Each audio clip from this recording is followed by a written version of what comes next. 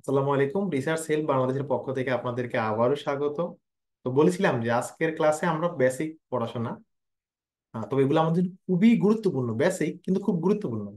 আজকে ক্লাসে আমরা কথা বলবো রিসার্চ আর্টিকেল কোথায় সার্চ করবেন, কিভাবে সার্চ করবেন, এবং ভালো আর্টিকেল কিভাবে বেছে বেছে নেবেন।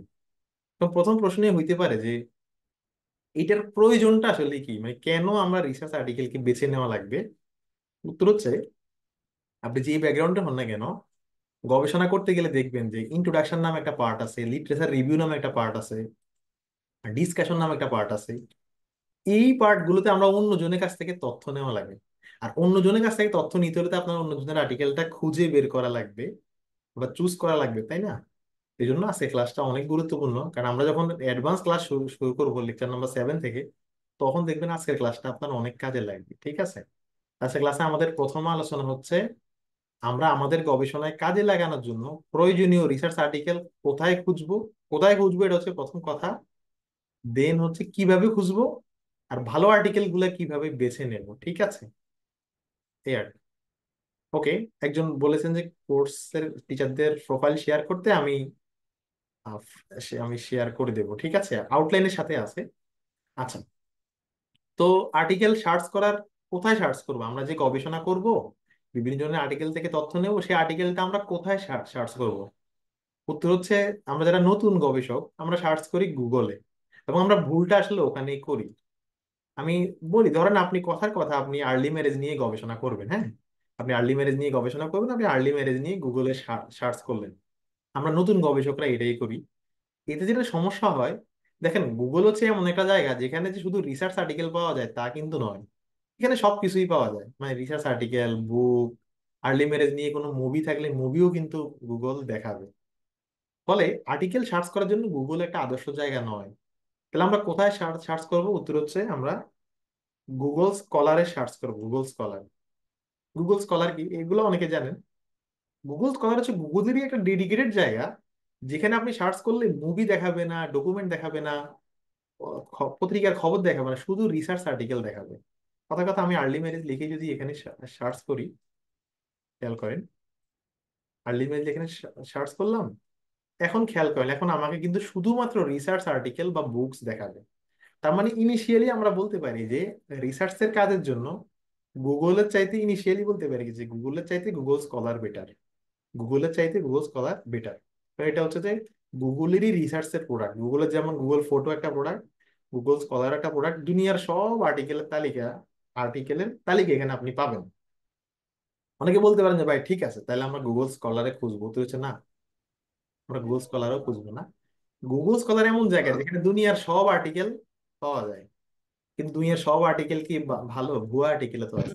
অর্থাৎ গুগল স্কলার একটা দুর্বলতা হলো, এখানে দুনিয়ার সব আর্টিকেল পাওয়া যায়, কিন্তু দুনিয়ার সব আর্টিকেলের মধ্যে কোনটা ফেক আর কোনটা রিয়েল, এইটা আমাদের বুঝতে হবে। এবং এই জায়গাটাতে গুগল স্কলার সতর্কভাবে ব্যবহার করতে হবে। ঠিক আছে? এই জায়গাটাতে গুগল স্কলার সতর্কভাবে ব্যবহার করতে হবে, কারণ এখানে ভুয়া আর্টিকেলও আছে, ভালো আর্টিকেলও আছে। তবে আর্টিকেল খোঁজার জন্য এটা একটা বড় জায়গা যেখানে সব ব্যাকগ্রাউন্ডের আর্টিকেল পাওয়া যায়, সব ব্যাকগ্রাউন্ডের। আমি আজকে ক্লাসে জাস্ট নমুনা হিসাবে দেখানোর জন্য বিভিন্ন ব্যাকগ্রাউন্ডের টাইটেল আমি পিক করে রাখছি, ইঞ্জিনিয়ারিং হোক, সোশ্যাল হোক, হেলথ হোক। মনে করেন আমি কাজ করব রিনিউয়েবল এনার্জি ইন্টিগ্রেশন গ্রিড স্টেবিলিটিটা নিয়ে, আমি যদি এটা লিখে সার্চ করি গুগল স্কলারে, মাস্ট আর্টিকেল পাবোই। দুনিয়ার এমন কোনো টপিক নাই যেই টপিক আপনি গুগল স্কলারে আর্টিকেল পাবেন না। এই যে আমি renewable energy and renewable energy integration grid stability নিয়ে সার্চ করলাম, গুগল স্কলারে কিন্তু আর্টিকেল আছে। আমি তো অন্য কোনো বিষয় নিয়েও সার্চ করতাম, ধরেন আমি লিখলাম যে কনসেপ্ট অফ হালাল ট্যুরিজম, আমি হালাল ট্যুরিজম নিয়ে কাজ করতে চাই, এখানে কিন্তু আর্টিকেল আছে। আপনি যেই ব্যাকগ্রাউন্ডেরই হন না কেন, গুগল স্কলারে আপনি আর্টিকেল খুঁজলে, এই যে আমি যদি mental health and wellbeing in workplace, আমি যেটা লিখে গুগল স্কলারে সার্চ করি, আপনি দেখবেন যে এখানে ওই বিষয়ে আর্টিকেল আছে। তাহলে আর্টিকেল খোঁজার জন্য গুগলের চাইতে গুগল স্কলার বেটার। তবে গুগল স্কলারে ভালো মন্দ সব ধরনের আর্টিকেল, সরি, সব ধরনের আর্টিকেলকে সে ইন্ডেক্স করে, মানে তালিকাভুক্ত করে। এটা একটা সমস্যা। বলতে পারেন যে ভাই, এটার মতো কি আর কোনো ওয়েবসাইট আছে গুগল স্কলারের মতো বিশাল ওয়েবসাইট? উত্তর হচ্ছে আছে। গুগল স্কলারেরই প্রতিদ্বন্দ্বী আরেকটা ওয়েবসাইট আছে, এটা বলে সাইলিট, সাইন্টিফিক লিটারেচারের সংক্ষিপ্ত রূপ, এটাকে বলে সাইলিট।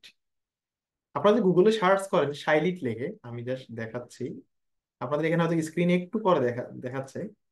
এই যে শাইলিট.নেট, শাইলিট.নেট, এখানে দেখেন 158 মিলিয়ন আর্টিকেল আছে, 158 মিলিয়ন আর্টিকেল আছে। তো এটা একটা বড় ওয়েবসাইট গুগল স্কলারের মতো, কিন্তু ওই যে সমস্যা কি, এখানে ভালো মন্দ সব ধরনের আর্টিকেল পাওয়া যায়, ভালো মন্দ সব ধরনের আর্টিকেল পাওয়া যায়। এখানে কেউ কেউ ঢাকার গুলিস্তানে হয়তো গিয়েছেন, দেখবেন সেখানে চোরা জুতাই বিক্রি করে ফ্লাইওভারের নিচে। আবার এই একটু পাশেই দেখবেন, আবার এই সিনেমা হলের পাশে দেখবেন পাশেই বাটার শোরুমও আছে। এই গুগল স্কলার বা শাইলিট হলো সেই গুলিস্তান যেখানে শোরুমের প্রোডাক্টও আছে, লোকাল প্রোডাক্টও আছে। অর্থাৎ এখানে ভালো মন্দ সব ধরনের আর্টিকেল আছে, ঠিক আছে? আপনার সচেতন ভাবে আর্টিকেল এখান থেকে পিক করতে হবে। আবার বলছি, কথা বলতে হলে হ্যান্ড রেজ করতে হবে, আমরা একটা সার্টেন টাইমের পরে সুযোগ দেবো। আচ্ছা, তাহলে এই দুইটা ওয়েবসাইট বিশাল, আমরা অবশ্যই ইউজ করব, তবে অবশ্যই সতর্কভাবে। এখন অনেকে বলতে পারেন যে ভাই, তাহলে এমন কোন ওয়েবসাইট কি আছে যেখানে আমরা শুধু ভালো আর্টিকেল পাবো, এই বাজে আর্টিকেলের আর, বাজে আর্টিকেল ভুয়া আর্টিকেলের আর ঝামেলাটুকু নাই? তোর হচ্ছে আছে। সেই ওয়েবসাইটের নাম হচ্ছে, আমি আবার বলছি, যা নাম বলবো সবগুলা কিন্তু শিটে দেওয়া আছে। সেই ওয়েবসাইটের নাম হলো DOAJ, directory of open access journal, এটা সংক্ষিপ্ত রূপ দোয়াজ। দোয়াজ হলো এমন একটা ওয়েবসাইট যেখানে আপনি সব ব্যাকগ্রাউন্ডের আর্টিকেল পাবেন, এবং এই আর্টিকেল গুলো ভেরিফাইড। এই আর্টিকেল গুলো ভেরিফাইড। আপনার দোয়াজের ওয়েবসাইটে ঢুকে এই যে আর্টিকেল সেকশনে যাবেন, এখানে গিয়ে আপনি সার্চ সার্চ করতে পারবেন। আমি ধরেন এই যে আইডেন্টিটি ক্রাইসিস অফ ইমিগ্রেন্ট, কথার কথা আমি এটা নিয়ে সার্চ করলাম। সার্চ করলে অবশ্যই এখানে আর্টিকেল পাবো। এখানে আর্টিকেল গুলা অবশ্যই ভালো আর্টিকেল, এখানে কোনো বাজে আর্টিকেল নাই। এটা সব ব্যাকগ্রাউন্ডের জন্য, সব ব্যাকগ্রাউন্ড আপনি এখানে দেখবেন লেখা আছে। এই যে এর নিচে গেলে আপনি সাবজেক্ট স্পেসিফিক করে সার্চ করতে পারবেন, সব সাবজেক্টের নাম এখানে আছে, অলমোস্ট সব আছে আর কি। দোয়াজের মতোই আরেকটা ওয়েবসাইট, নাম হচ্ছে সায়েন্স ডিরেক্ট। সায়েন্স ডিরেক্ট, ঠিক আছে, SCINC, সায়েন্স ডিরেক্ট। এই সায়েন্স ডিরেক্ট ওয়েবসাইটে দোয়াজের মতো একটা ওয়েবসাইট, এবং এটা হাইলি কোয়ালিফাইড। এখানে সব ব্যাকগ্রাউন্ডের আর্টিকেল আছে, এবং এই আর্টিকেল গুলার মান নিয়ে কোনো প্রশ্ন নেই, সব আর্টিকেলই ভালো আর্টিকেল। এগুলো বাছাই করা আর্টিকেল, ঠিক আছে? এখানে খারাপ কোনো আর্টিকেল না। আপনারা যখন স্বপ্ন, মিনা বাজার, ইউনিমার্টে যান, প্রোডাক্ট সবগুলাই ভালো। এখানে কোনো আর বাজে প্রোডাক্ট পাওয়ার সুযোগ নেই, কথার কথা একটা উদাহরণ দিলাম। তাহলে আমরা বলতে পারি যে আর্টিকেল খোঁজার জন্য গুগলের চাইতে গুগল স্কলার সাইট ভালো হলেও ক্রেডিবল আর্টিকেল খোঁজার জন্য দোয়াজ বা সায়েন্স ডিরেক্ট ভালো। এখন দোয়াজ, সায়েন্স ডিরেক্টের মতো আরো 20-25টা ওয়েবসাইট আছে, ওগুলো ছোট, ওগুলোর তালিকা আমি আপনাদেরকে দিয়ে দেবো আগামী ক্লাসের শীটের সাথে। কোর আছে, SSRN আছে, প্লস আছে, এরকম অনেকগুলো ওয়েবসাইট আছে, আমি দিয়ে দেবো। এগুলোর নাম বললাম বিশেষভাবে কারণ এগুলো সব ব্যাকগ্রাউন্ডের জন্য সব। এবং আমি নিজেও আর্টিকেল, যেমন আমি নিজেও আর্টিকেল খুঁজি সায়েন্স ডিরেক্টে, খুব ভালো একটা ওয়েবসাইট। আপনি যদি বিষয়গুলো জানেন, আপনি গুগলে সার্চ করলেও সমস্যা নাই, ঠিক আছে? ওকে, তাহলে আমরা নামগুলো জানতেছি যে কোথায় আমরা আর্টিকেল সার্চ করব। আচ্ছা, এখন অনেকে প্রশ্ন করতে পারেন যে ভাই, এরকম সাবজেক্ট স্পেসিফিক ডেডিকেটেড কি ওয়েবসাইট আছে? যেমন আমি ফাইন্যান্সে পড়ি, শুধু ফাইন্যান্সের আর্টিকেল পাওয়া যায় এমন ওয়েবসাইট আছে? আমি কম্পিউটার সায়েন্সে পড়ি, কম্পিউটার সায়েন্সের আর্টিকেল পাওয়া যায়, শুধু কি এমন ওয়েবসাইট আছে? যদি থাকতে পারে, আপনি গুগলে একটু সার্চ করে দেখেন যে কম্পিউটার সায়েন্স আর্টিকেল ডেটাবেস লিখে সার্চ করবেন, থাকলে অবশ্যই পেয়ে যাবেন। কিন্তু আমি মনে করি নট নেসেসারি, কারণ এই বড় ওয়েবসাইট গুলাতেই সাবজেক্ট কাস্টমাইজ করে সার্চ করা যায়।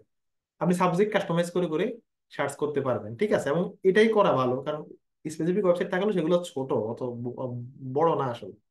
তাহলে এগুলো হচ্ছে যে সব ব্যাকগ্রাউন্ডের জন্য। তবে দুটো ওয়েবসাইট আছে খুব বিখ্যাত যেগুলো ব্যাকগ্রাউন্ড স্পেসিফিক। একটা হলো পাবমেড, যারা এখানে মেডিকেল বা হেলথ রিলেটেড যত গবেষণা আছে, মেডিকেল, হেলথ বা সোশ্যালের সাথে হেলথ, মানে কোনোভাবে হেলথ রিলেটেড মানেই পাবমেড। এই যে PubMed.com, ঠিক আছে, পাবমেড লিখে সার্চ করলে পাবেন। এখানে 37 মিলিয়ন আর্টিকেল আছে যেগুলো হেলথ রিলেটেড, এবং এই আর্টিকেল গুলা ভালো, এখানে কোনো ফেক আর্টিকেল ঢোকার সুযোগ নেই। তো যারা হেলথ এবং হেলথ রিলেটেড, মানে নার্সিং হোক, পাবলিক হেলথ হোক, হেলথ রিলেটেড হইলেই পাবমেড ইউজ করবেন, ঠিক আছে? এটা হচ্ছে যে হেলথের জন্য স্পেসিফিকলি ডেডিকেটেড ওয়েবসাইট। আর যারা এখানে ইঞ্জিনিয়ারিং ব্যাকগ্রাউন্ড আছেন, আপনারা IEEE যেটা, এই যে এই ওয়েবসাইট, এটা ইঞ্জিনিয়ারিং এর জন্য ডেডিকেটেড ওয়েবসাইট। এটাও অনেক বড় ওয়েবসাইট। আপনারা এখানে, এই যে এখানে প্রায় 64 লাখ আর্টিকেল আছে ইঞ্জিনিয়ারিং এর, সবগুলা মানে শাখা প্রশাখার আর্টিকেল আপনারা এখানে পাবেন। এখন অনেক কথা বলতে পারেন যে ভাই, আপনি হেলথের দেখালেন, ইঞ্জিনিয়ারিং এ দেখালেন, তা আমরা কলা অনুষদ হয়ে কি দোষ করলাম? বা আমরা সোশ্যাল সায়েন্সে কি দোষ করলাম? সোশ্যাল সায়েন্সের আর্টিকেল পাবেন SSRN নামক ওয়েবসাইটে। তা যাই হোক, এগুলো এইভাবে দেখানোর উদ্দেশ্য না। এই দুইটা অনেক বড় এবং বিখ্যাত, তাই দেখালাম। তো যেমন একটা ওয়েবসাইট আছে ইরিক, যেমন আমি এডুকেশন রিসার্চ, এটাই হলো আমার সাবজেক্ট। আমার আর্টিকেল গুলো ইরিকে পাওয়া যায় বেশি। এখন দেখেন, ইরিকে যেটা পাওয়া যায় সেটা কিন্তু গুগল স্কলারে পাবেন। IEEE explore, PubMed, science direct, দোয়া সবই কিন্তু গুগল স্কলারে আছে। জাস্ট আপনার ভালো আর্টিকেল খুঁজে নিতে হবে, এটা হচ্ছে কথা, ঠিক আছে? তো সহজ কথা, আমরা আর্টিকেল খোঁজার জন্য সায়েন্স ডিরেক্ট এবং দোয়াস খুব ভালো ওয়েবসাইট। হেলথের হলে পাবমেড, আপনি হেলথের হলেও সায়েন্স ডিরেক্টে খুঁজতে পারবেন, সমস্যা নেই। হেলথ আর ইঞ্জিনিয়ারিং এর জন্য দুটো বড় ডেডিকেটেড ওয়েবসাইটের নাম বললাম। এখন গুগলে খুঁজলে আরো আরো তো অনেক ওয়েবসাইটের নাম আসবে। আমি জাস্ট বড় গুলার নাম বলতেছি, ঠিক আছে? বড় গুলার নাম এই আর কি। এটা ওয়েবসাইট আছে core.uk, এখানে সব ব্যাকগ্রাউন্ডের আর্টিকেল আছে, অনেক বড় ওয়েবসাইট, ঠিক আছে? আচ্ছা, এখন ঠান্ডা মাথায় বুঝেন বিষয়টা, তাহলে আপনারা নিজেরাই সমাধান করতে পারবেন। আচ্ছা, এখানে অনেক বেসে শিক্ষার্থী থাকাতে আমাদের ব্যাখ্যা একটু বেশি দেই, কারো কারো হয়তো বিরক্তি লাগতে পারে, কিন্তু এটা হোলিস্টিক অ্যাপ্রোচে শিখলে বিষয়টা মনে থাকে বেশি। কারণ অনেকে আছে যারা হেলথে শিক্ষার্থী, পাবমেডের নাম শুনছে, অন্য কিছু নামই শুনে শুনে নেয়। ঠিক আছে, যাই হোক। এখন এই গেল হচ্ছে কোথায় আমরা আর্টিকেল খুঁজবো, জায়গাগুলোর নাম, কোথায় আমরা আর্টিকেল খুঁজবো জায়গাগুলোর নাম। অনেকগুলো বড় বড় জায়গার নাম আমরা বললাম। এখন ধরেন আপনি জুতা জুতা কিনবেন, আপনি চিন্তা করলেন যে না ভাই, আমার এই গুলিস্তান গিয়ে আমার জুতার দোকান খোলার কোনো ইচ্ছা নাই, আমি শুধু অ্যাপেক্সে ঢুকবো, আমি শুধু বাটায় ঢুকবো, আমি শুধু জিলসে ঢুকবো, ঠিক আছে, আমি শুধু স্টেপে ঢুকবো, মানে আমি শুধুমাত্র জুতার শোরুমে ঢুকবো। এটার কোনো সুযোগ আছে? কিন্তু যে আছে। পাবলিশার গুলার ওয়েবসাইটে যেতে পারেন, পাবলিশার গুলার ওয়েবসাইট। অনেকে একটু পাজেলড হবেন, মানে কি, আগে একটু ঠান্ডা মাথায় বুঝেন। আমরা রিসার্চ আর্টিকেল প্রকাশ করি, তাই না? আমরা রিসার্চ আর্টিকেল প্রকাশ করি। প্রকাশ করি কোথায়? জার্নালে। আর জার্নাল গুলা থাকে পাবলিশারের আন্ডারে। জার্নাল গুলা থাকে পাবলিশারের আন্ডারে। সহজে বোঝার জন্য বলি, পাবলিশার হচ্ছে ধরেন নানা, জার্নাল হচ্ছে বাবা, আর্টিকেল হচ্ছে বাচ্চা কাচ্চা, ঠিক আছে? তো আপনি যদি গুগলে সার্চ করেন বর্তমান বিশ্বের টপ পাবলিশার কারা, আমি এখানে টপ পাবলিশার তালিকা শিটে দিয়ে দেবো, সব ব্যাকগ্রাউন্ডের কারা কারা টপ পাবলিশার, বিজনেস হোক, সোশ্যাল হোক, হেলথের হোক। আপনি যদি গুগলে সার্চ করলেও পাবেন, বিভিন্ন ওয়েবসাইটে এই তালিকাটা দেওয়া আছে, সার্চ করলেই পাবেন। শাইলিট ওয়েবসাইটে গেলে এবং লেখা আছে র্যাঙ্কিং, এই র্যাঙ্কিং এ গেলে আপনার টপ পাবলিশারদের নাম পাবেন। এখন পাবলিশারদের নাম কেন জানা জরুরি আপনাদেরকে বলি। বর্তমান ওয়ার্ল্ডের যে রিসার্চ, সেই রিসার্চ গুলো আবর্তিত হয় পাবলিশারদের কেন্দ্র করে। মানে যেমন এলসবিআর একটা পাবলিশার, এরা শুধুমাত্র 2024 সালেই 7.5 লাখ আর্টিকেল প্রকাশ করছে। ওয়ার্ল্ডের সবচেয়ে বড় পাবলিশার হচ্ছে এলসবিআর। স্প্রিঞ্জার নেচার, আমার প্রথম আর্টিকেল পাবলিশ হয়েছে এখানে, এই পাবলিশারের আন্ডারে। তো এরা 2024 সালে 3.5 লাখ আর্টিকেল প্রকাশ করছে। উইলি 2024 সালে 1,92,000 আর্টিকেল প্রকাশ করছে। এটা আমি কেন বলতেছি, তো আমরা যদি চাই যে আর্টিকেল আমরা এই বড় বড় ওয়েবসাইট গুলোতে না খুঁজে, বড় বড় ওয়েবসাইট গুলোতে না খুঁজে আমরা এরকম স্পেসিফিক পাবলিশার ওয়েবসাইটে খুঁজবো, সেটাও আমরা পারবো। তবে এটা ওয়াইজ ডিসিশন হবে না, কারণ উইলিতে ঢুকলে শুধু উইলির আর্টিকেল পাবেন, স্প্রিঞ্জারে ঢুকলে শুধু স্প্রিঞ্জারের আর্টিকেল পাবেন। বাটার শোরুমে ঢুকলে কি আপনি অ্যাপেক্সের জুতা পাবেন? পাবেন না। অর্থাৎ আমরা প্রথমে যে ওয়েবসাইট গুলোর নাম বলছি, সেগুলো হচ্ছে কাইন্ড অফ দারাজের মতো। দারাজ যেমন সব কোম্পানির প্রোডাক্ট পাওয়া যায়, দারাজ নিজে কিন্তু কোনো প্রোডাক্ট বানায় না, সব কোম্পানির প্রোডাক্টে তারা জমা রাখে। ঠিক তেমনি গুগল স্কলার, দোয়াজ, পাবমেড, এরা হচ্ছে সব পাবলিশারের আর্টিকেল তারা জমা রাখে একসাথে। কিন্তু আপনি চাইলে শুধু পাবলিশারের ওয়েবসাইটে গিয়েও খুঁজতে পারবেন। আপনি ধরেন এই যে, ধরেন ফ্রন্টায়ার হচ্ছে একটা পাবলিশার, আপনি ফ্রন্টায়ারের যদি আপনি ফ্রন্টায়ার লিখে সার্চ করেন এবং ফ্রন্টায়ারের ওয়েবসাইটে গিয়ে আপনি ফ্রন্টায়ারের আর্টিকেল আপনি খুঁজতে পারবেন। এই যে আপনি যে ফ্রন্টায়ার একটা পাবলিশার, এখানে গিয়ে আমি চাইলে আবার আর্টিকেল খুঁজতে পারবো। ঠিক আছে। আচ্ছা, আমি যেন কোথায় ছিলাম, এখানে ছিলাম। তো এগুলো হচ্ছে ওয়ার্ল্ড ওয়াইড টপ পাবলিশার। এই পাবলিশার গুলোর আন্ডারে আর্টিকেল প্রকাশ করতে পারা মানেই হচ্ছে আপনার, লাইক একটা আর্টিকেল প্রকাশ করতে পারলাম, আমি বলবো যে হায়ার হায়ার স্টাডির স্কলারশিপ অপরচুনিটি অনেক বেড়ে যাবে। এবং এগুলার বাইরে যেগুলো, এগুলোতে আর্টিকেল পাবলিশ করলে খুব বেশি আসলে ইফেক্ট পড়বে না। এবং এগুলাই যে এখানে 20টা আছে, আরো হয়তো 5-6টা অ্যাড হবে, কিন্তু এগুলোর মধ্যে পাবলিশ করার চেষ্টা করবেন। যেমন আমার যতগুলো আর্টিকেল আছে, সব আর্টিকেলই হয় এলসবিআর এ, অথবা স্প্রিঞ্জিয়ার এ, অথবা উইলিতে, অথবা মানে এই 5-7টার মধ্যে আছে, ঠিক আছে, ঠিক আছে। আমার প্রথম আর্টিকেল স্প্রিঞ্জারে, আমার 4 থেকে 5টা আর্টিকেল আছে এলসবিআর এ, ফ্রন্টায়ার আমার একটা আর্টিকেল আছে, উইলিতে আছে দুটো। তো যাই হোক, আমি যেটা বলতেছিলাম আর কি, আপনারা চেষ্টা করবেন টপ পাবলিশারের আন্ডারে আর্টিকেল পাবলিশ করতে, এবং এদের ওয়েবসাইটে গেলে আপনারা এদের আর্টিকেল গুলো পাবেন, ঠিক আছে? এবং খেয়াল রাখবেন যে এক একটা পাবলিশারের আন্ডারে অনেক জার্নাল, এলসবিআর এর আন্ডারে 3,000 জার্নাল আছে, সব ব্যাকগ্রাউন্ডের জার্নাল আছে। আপনার যেই ব্যাকগ্রাউন্ডের হন না কেন, এলসবিআর এর আন্ডারে আর্টিকেল পাবলিশ করতে পারবেন।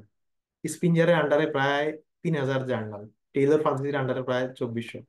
এখানে এগুলোর মধ্যে আবার কিছু ব্যাকগ্রাউন্ড সম্পর্ক আছে, এগুলো আপনারা সামনে আস্তে আস্তে বুঝবেন। যেমন এলজেভিয়ার সবার জন্য, স্পিনজার সবার জন্য, টেইলর ফ্রান্সিস কিছুটা বলা যায় যে ইঞ্জিনিয়ারিং এর ইয়ে একটু কম টেইলর ফ্রান্সিসে। উইলিও সবার জন্য। সেইজ কিছুটা সোশ্যাল সায়েন্স এবং কলা অনুষদমুখী। তারপর এই যে এই দুটো একটু আমার কম পরিচিত, 2 নম্বর এগুলো মানে নতুন আসছে, তো মানে পরে ঢুকছে আর কি। যেমন অক্সফোর্ড ইউনিভার্সিটি প্রেস, এটাও সব ব্যাকগ্রাউন্ডের জন্য কিন্তু স্পেসিফিকলি একটু সোশ্যাল কলা অনুষদের জন্য। এমডিবিআই সবার জন্য, ইমিরাল সবার জন্য, কেমব্রিজ ইউনিভার্সিটি প্রেস সবার জন্য, কলা সোশ্যাল একটু বেশি। আর নিচে যেগুলো আছে যে IEEE পুরাটা ইঞ্জিনিয়ারিং বেস, আরো আরো হয়তো অনেকেই আছে। ঠিক আছে। তো এখন এটা এখনই মনে রাখার দরকার নাই যে কোনটা কোন ব্যাকগ্রাউন্ডের। মোটামুটি বড় পাবলিশার গুলো সব ব্যাকগ্রাউন্ডের জন্যই, ঠিক আছে, বড় পাবলিশার গুলো সব ব্যাকগ্রাউন্ডের জন্যই। তো আমি যেটা বললাম, আমরা চাইলে পাবলিশারের ওয়েবসাইটে গিয়েও খুঁজতে পারবো। এক্ষেত্রে সুবিধা হলো খুবই হাই কোয়ালিটি ফুল পেপার পাবো।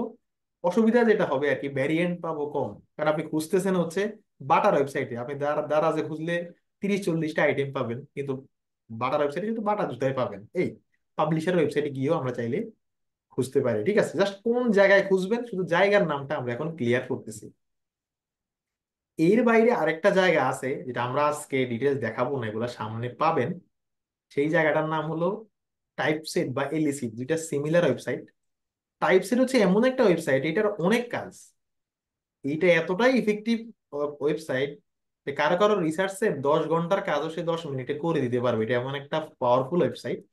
আমি এটার মাল্টিপল টাস্ক আছে, এটা আমরা এআই এর ক্লাসে দেখবো। কিন্তু আপাতত বলি, এখানে আমরা চাইলে আর্টিকেল সার্চিং এর কাজটাও এখানে করতে পারবো। যে কোনো বিষয় আর্টিকেল সার্চ করলে এখানে সব ব্যাকগ্রাউন্ডের আর্টিকেল পাবেন।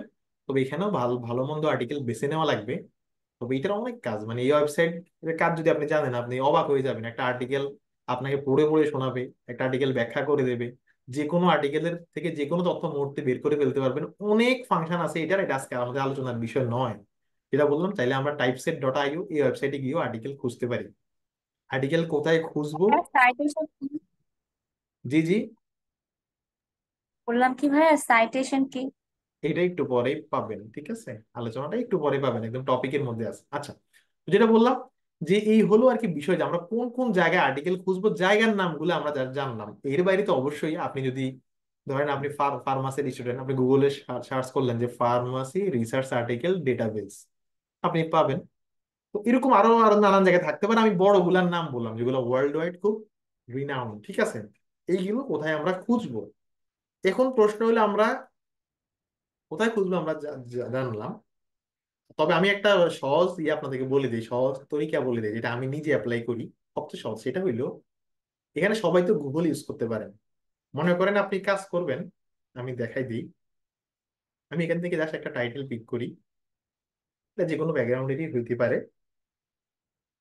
মনে করেন mental health and wellbeing in workplace, আমি এই বিষয় নিয়ে আমি কাজ করতে চাই। হ্যাঁ, আমি এটা লিখে গুগলে সার্চ করব, গুগলে সার্চ করব। সাথে সাথে স্প্রিনজার মানে পাবলিশারের নামগুলা জুড়ে দিলে, আমি যদি এখন সার্চ করি, দেখেন মেন্টাল হেলথের এটা লিখে সার্চ করি, সাথে সাথে স্প্রিনজার শব্দটা আমি লিখে লিখে দিলাম, তখন সে আমাদেরকে স্প্রিনজারের এই রিলেটেড আর্টিকেল গুলা দেখাবে। এটা একটা আমাদের টেকনিক। আমরা আমাদের চাইলে আমাদের টাইটেলের সাথে, আমাদের আর্টিকেলের টাইটেলের সাথে এই পাবলিশার গুলার নাম জুড়ে দিয়ে দিয়ে আমরা সার্চ করতে পারি। এটা একটা টেকনিক হতে পারে। আমি আবারও বলি, যে কোনো জিনিস আপনার, এটা আপনার নিজের উপর যে আপনি আসলে কিভাবে সার্চ করবেন, ঠিক আছে। আবার সায়েন্স ডিরেক্ট এই ওয়েবসাইট গুলো বেশ ভালো। তো এটা যে কোনো ভাবে হইতে পারে, আমরা কাজ করতে করতে এটা বুঝবো যে কোথায় আমরা খুঁজবো। এইবার আমরা আলোচনা করব যে কিভাবে খুঁজবো। এই আলোচনাটা আমি বেশি লং করবো না, এই আলোচনাটা 15 মিনিট, এরপরে আমাদের অনেক ভালো আলোচনা আছে। আচ্ছা, আমি কথা বলছি কিভাবে খুঁজবো, এটা অনেকে জানেন কম বেশি।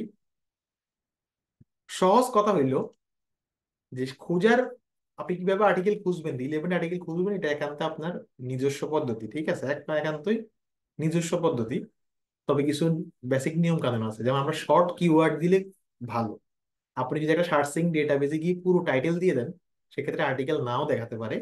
শর্ট কিওয়ার্ড দেওয়া ভালো। শর্ট কিওয়ার্ড, এখন শর্ট কিওয়ার্ড মানেটা কি খেয়াল করেন, আমি একটা নমুনা টাইটেল থেকে দেখাই। আমি আগের ব্যাচে যেটা দেখাইছি এটাই দেখাই।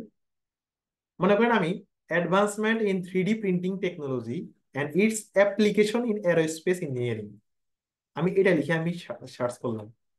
Advancement in 3D printing technology and its application in aerospace engineering. এখন এখানে মূল কিওয়ার্ড কি?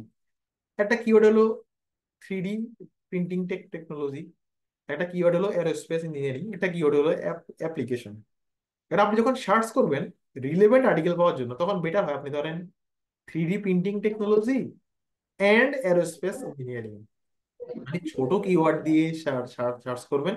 এটা হচ্ছে আমার মূল বক্তব্য, ছোট কিওয়ার্ড দিয়ে সার্চ করবেন, নট বড় কিওয়ার্ড, তুলনামূলক ছোট কিওয়ার্ড, ঠিক আছে? তাহলে বেশি রিলেভেন্ট আর্টিকেল আপনাকে দেখাবে।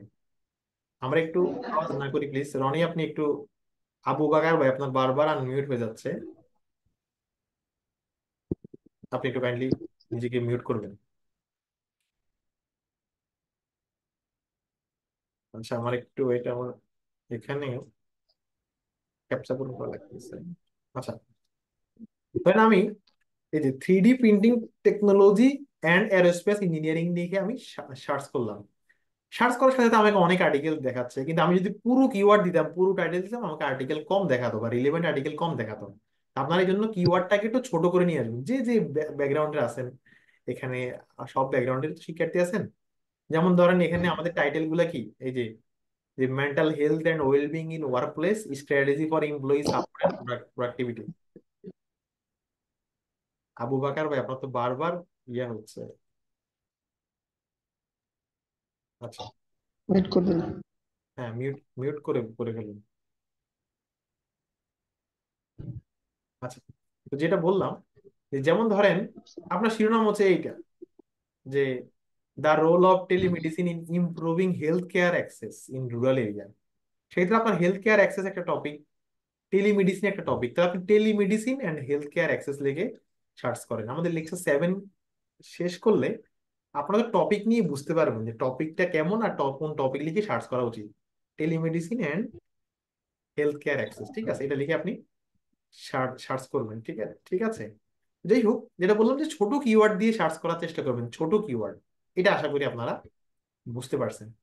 2 নাম্বার যে টেকনিক, 2 নাম্বার টেকনিক হচ্ছে আমরা বুলিয়ান অপারেটর দিয়ে সার্চ সার্চ করবো। বুলিয়ান অপারেটর, বুলিয়ান অপারেটর মানে হচ্ছে, অনেকে যারা আইসিটি পড়ছেন জানেন, মানে আমরা যে কিওয়ার্ডের মাঝখানে এন্ড, অর, নট, এগুলা যে আমরা যুক্ত করি এটাকে বলে Boolean operator. And, or, not, এগুলা যে আমরা যুক্ত করি এটাকে বলে বুলিয়ান অপারেটর।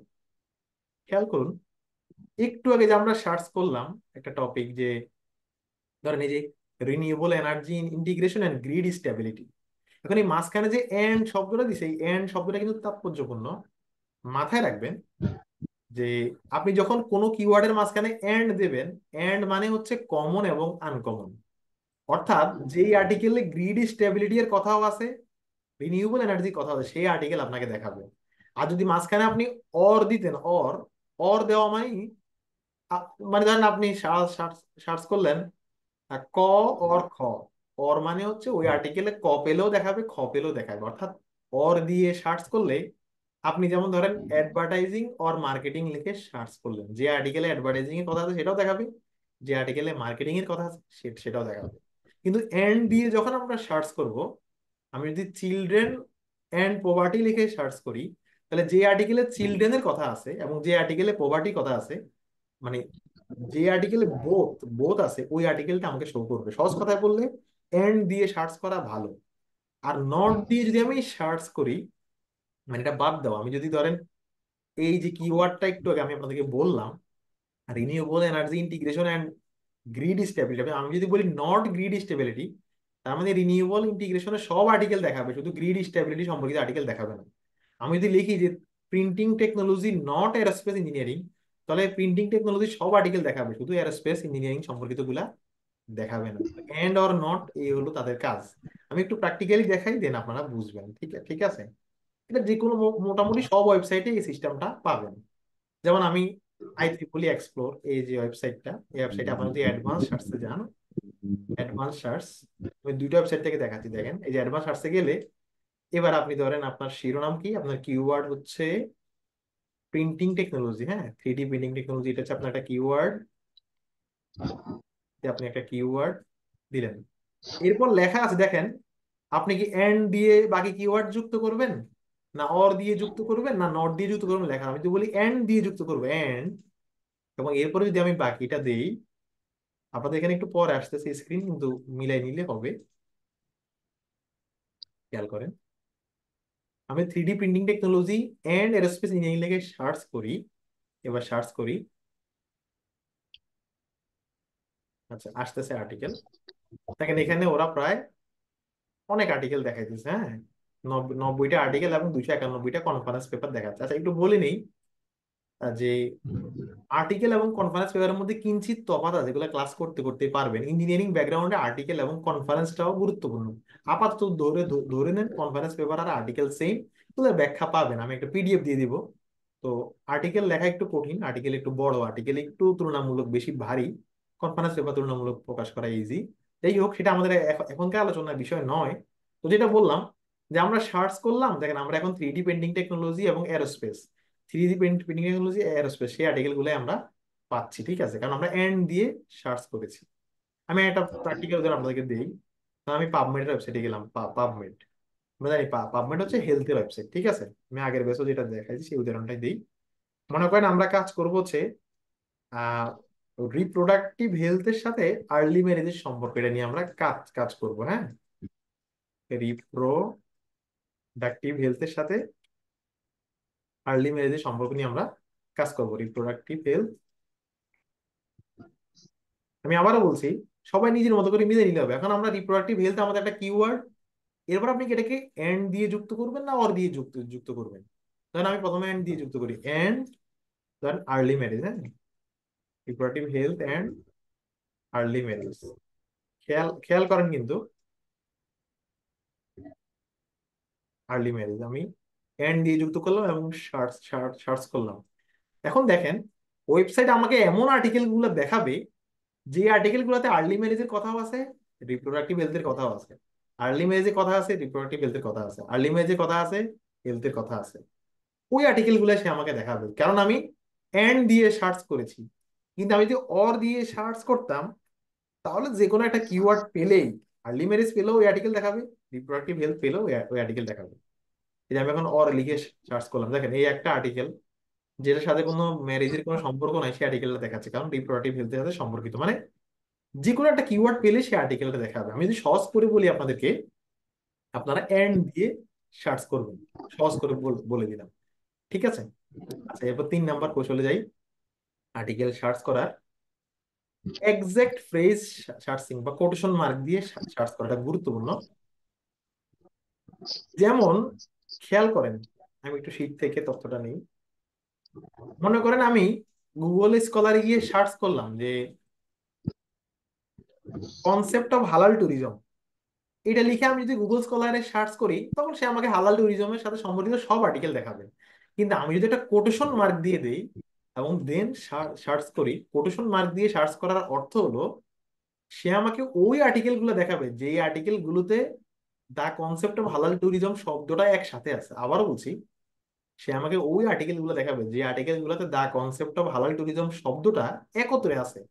তার মানে এক্সাক্ট ওই ফ্রেজ, ওই বাক্য বা ওই শব্দ কোন আর্টিকেলে আছে সেটা জানতে হলে আপনি এই কোটেশনের মধ্যে রেখে সার্চ করতে হবে। এটাও একটা গুরুত্বপূর্ণ সার্চিং ক্রাইটেরিয়া। এগুলো কাজ করতে করতে পারবেন, এগুলো আসলে ক্লাসে শেখানোর বিষয় না। আর একটা টেকনিক আছে, আমি এটা পরে বলতে চাই, এটা বলি আগে। Control vocabulary. কন্ট্রোল ভোকাবুলারি মানে হচ্ছে আপনি যখন আর্টিকেল সার্চ করবেন, যেমন আমি সার্চ করলাম যে দ্য কনসেপ্ট অফ হালাল ট্যুরিজম, আপনি কনসেপ্টের জায়গায় লিখতে পারতেন দ্য আইডিয়া অফ হালাল ট্যুরিজম, বা the idea of the Islamic tourism. এভাবে সিমিলার কিওয়ার্ড দিয়ে সার্চ করতে পারতাম। এটাকে বলে কন্ট্রোল ভোকাবুলারি। এটাও আরেকটা ভালো কৌশল, মানে সিমিলার কিওয়ার্ড দিয়ে সার্চ করার জন্য আপনি আরো আরো বেশি বেশি আর্টিকেল পান। আচ্ছা, ট্রাঙ্কেশনের বিষয় বলি। এখানে একটা শিটে লেখা আছে ট্রাঙ্কেশন, এটা খুব জরুরি না, এটা জাস্ট অ্যাড করার জন্যই অ্যাড করা। ট্রাঙ্কেশন মানে হচ্ছে, যারা আমরা এখানে খুব মানে অলস প্রকৃতির লোক আছি, যেমন ধরেন আমি প্রাইমারি এডুকেশন নিয়ে কাজ করবো, এখন এডুকেশনের সাথে জড়িত অনেকগুলা শব্দ আছে, আনএডুকেটেড, এডুকেটেড, এডুকেটিভ, ঠিক ঠিক আছে। এখন যদি আপনি একটা স্টার চিহ্ন, মানে এডুকেশন শব্দের সাথে একটা স্টার চিহ্ন দিয়ে দেন, তাহলে সে যখন সার্চ করবে, তখন এডুকেশনের সবগুলা শব্দ নিয়েই সে সার্চ করবে, ঠিক আছে, ঠিক আছে। তো এটা অত প্রয়োজন নাই, এটা শিটে আনার জন্যই আনা। আমার মনে হয় এটা আমরা অ্যাভয়েড করলেও সমস্যা হবে না। এরপর যে কৌশলটা, লাস্ট কৌশল আমাদের এই এই ক্লাসের প্রথম অংশের শেষ কৌশল, সেটা পেয়ে যাবেন অবশ্যই। সেটা হলো রেফারেন্স বুক। এটা খুব গুরুত্বপূর্ণ। মানে দেখেন, আমরা এতক্ষণ যে টপিকগুলো সার্চ করছি, এই টপিকগুলো নিয়ে অনেক কাজ হচ্ছে, এই জন্য আমরা সার্চ করছি, আর্টিকেল পাচ্ছি, ঠিক আছে। কিন্তু খেয়াল করেন যে যদি আমরা খুব রেয়ার টপিক নিয়ে কাজ করি, যেমন আপনারা আমাদের ব্যাচের একজন আপু, আমি আগের ব্যাচে বলছি, উনি নৃত্য কলাতে পড়েন, তো উনি যে টপিকটা নিছেন এটা হচ্ছে অনেক আগের, মানে হচ্ছে টপিকটা মেবি এরকম যে মানে পাকিস্তান আমলে আপনার, মানে একজ্যাক্ট মনে পড়ছে না, আমি পাকিস্তান আমলে বাংলা গান নিয়ে কোন একটা আর্টিকেল আর কি। ঠিক ঠিক আছে, তো উনি আমাকে পরে নক দিছে, বলেছে ভাই আমি তো আসলে কোনো আর্টিকেল পাচ্ছি না। তাই আমি বললাম যে আর্টিকেল পাবেন না এটাই খুব স্বাভাবিক, কারণ এই আর্টিকেল গুলো নর্মালি আর্কাইভে পাওয়া যায়, বিভিন্ন বইতে পাওয়া যায়। তো আমি বললাম যে আপনি যে দুই একটা বই আপনি পাবেন সেই বইগুলোর রেফারেন্স সেকশনে যাবেন, বা সেই আর্টিকেল গুলোর নিচে রেফারেন্স সেকশনে গেলে আপনি দেখবেন আরো আরো আর্টিকেলের নাম ঠিকানা আছে। আপনারা দেখবেন যে কোনো রিসার্চ আর্টিকেলের নিচে গেলে রিলেভেন্ট অনেক আর্টিকেলের নাম পাবেন। তো যারা একটু রেয়ার টপিকে কাজ করবেন, একদম আর্টিকেল নাই, যদিও এটা বর্তমানে অনলাইনের যুগে এরকম হবে না, তো তাদের ক্ষেত্রে হচ্ছে যে যে কয়েকটা বইপত্র আপনি পাবেন সেগুলো রেফারেন্স সেকশনে গেলে আরো আরো বইয়ের নাম পাবেন। এটা হলো আমাদের আজকে ক্লাসের অর্ধেক পড়াশোনা হইলো, ঠিক আছে। এবার আমরা আজকে ক্লাসের দ্বিতীয় অংশে যাব, এবং আমি মনে করি আমাদের ব্যাচের সবচেয়ে গুরুত্বপূর্ণ পার্ট হচ্ছে আজকে ক্লাসের দ্বিতীয় অংশ। কারণ এখানে আমরা অনেক দরকারি জিনিস শিখবো, যেটা আমাদের না হলেই না, ঠিক আছে।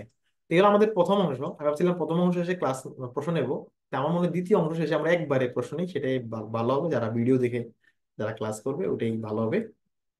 তো প্রশ্ন থাকলে একটু হ্যান্ড রেজ করে রাখুন, আমরা শেষের দিকে নেব, ঠিক ঠিক আছে। আচ্ছা, এখন একজন প্রশ্ন করছেন টাইটেল কিভাবে সিলেক্ট করবেন, টাইটেল নিয়ে আমাদের ক্লাস আছে।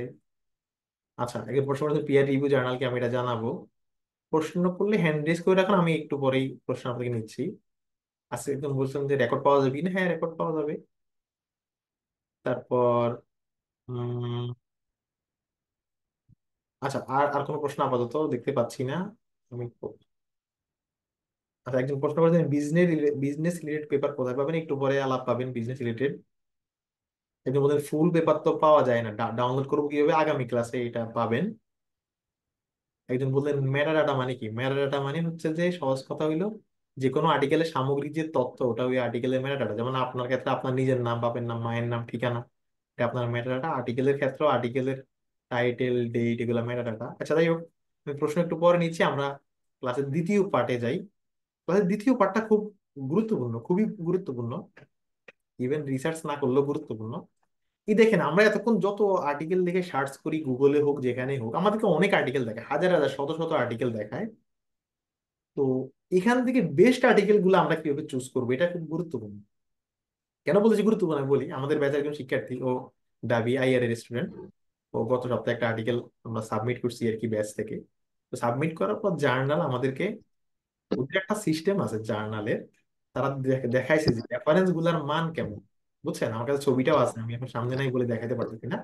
মানে আমরা যখন আর্টিকেলটা জার্নালে জমা দিছি সাবমিশনের পরে, এটাকে বলে রেফারেন্স অ্যানালাইসিস, ওরা দিয়ে দেয় সাইটেশন অ্যানালাইসিস। মানে আপনার পেপারে যে আপনি আর্টিকেল গুলো থেকে তথ্য নিছেন, সেই আর্টিকেল গুলোর ক্রেডিবিলিটি কেমন, সেগুলোর ডেট কেমন, সেগুলো কি পুরাতন না নতুন, সেগুলো কি স্কলারলি ভালো আর্টিকেল না ভালো আর্টিকেল না।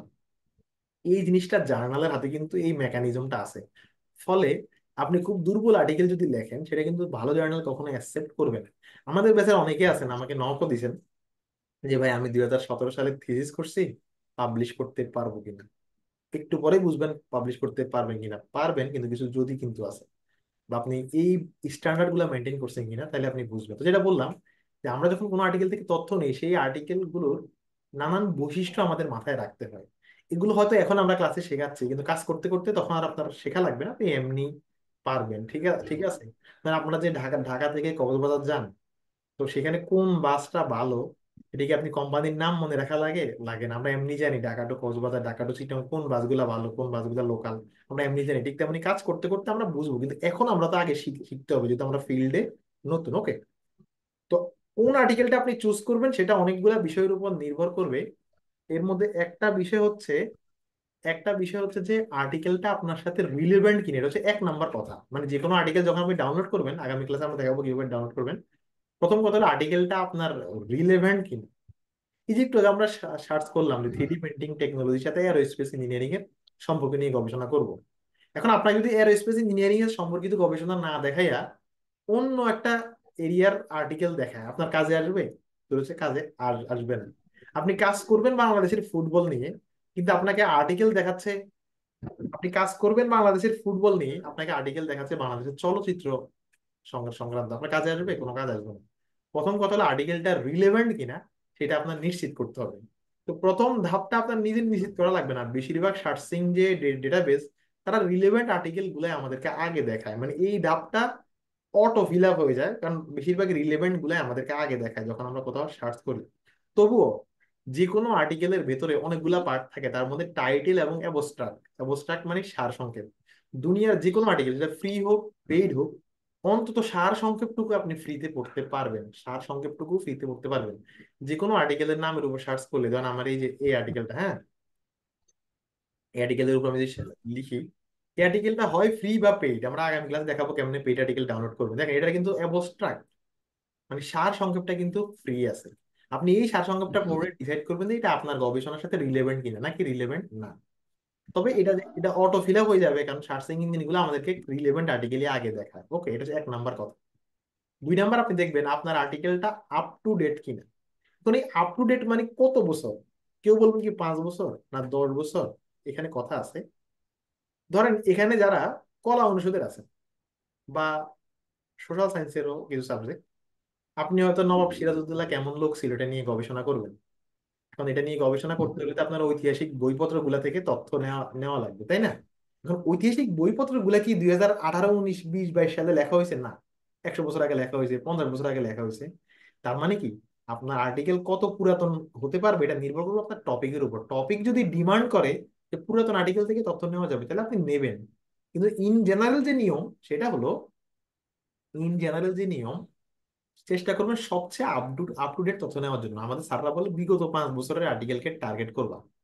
এখন অনেকে বলতে পারেন যে ভাই আমি তো গুগলে সার্চ করলে সব সালের আর্টিকেল দেখায়, আমি কাস্টমাইজ করবো কিভাবে? উত্তর হচ্ছে সব ওয়েবসাইটে কাস্টমাইজ করার জায়গা আছে। এই যে গুগল স্কলার আমরা বললাম, গুগল স্কলারে দেখবেন এখানে এই যে 3 বার আছে, 3 বার, এই 3 বারে গিয়ে এখানে লেখা আছে অ্যাডভান্স সার্চ, অ্যাডভান্স সার্চে যাবেন। এবার আপনি কনসেপ্ট অফ হালাল ট্যুরিজম, আপনি কত সাল থেকে কত সালের আর্টিকেল চান? আমি বললাম যে আমি 2020 সাল থেকে 2024 সালের আর্টিকেল চাই, মানে আমি এখানে রেঞ্জ দিয়ে দিতে পারবো। শুধু গুগল স্কলার নাই, দুনিয়ার যত ওয়েবসাইট আছে সব ওয়েবসাইটে এই কাস্টমাইজেশনের জায়গাটা আছে, খুঁজলেই পাবেন। এবার আমি যদি সার্চ করি, দেখেন, মানে আমি টপিক ঠিকই আছে, জাস্ট রেঞ্জ বলে দিলাম 2020 থেকে 24। এখন আমাকে যে আর্টিকেল গুলো দেখাবে, দেখেন 2021, 2020, 2020, 2024, দেখেন এখন কিন্তু সে আমাকে আর্টিকেল দেখাচ্ছে 2020 থেকে 2024-এর আর্টিকেল। এটা যে কোনো ওয়েবসাইটের ক্ষেত্রে, আমরা যদি সাইলিটে যাই বা পাবমেডে যাই, পাবমেডে দেখেন এই যে এখানে সাল কাস্টমাইজ করার জায়গা আছে। দেখেন এই যে পাবমেডের কিন্তু বয়স অনেক দিন হয়ে গেছে, প্রায় 1-150 বছর।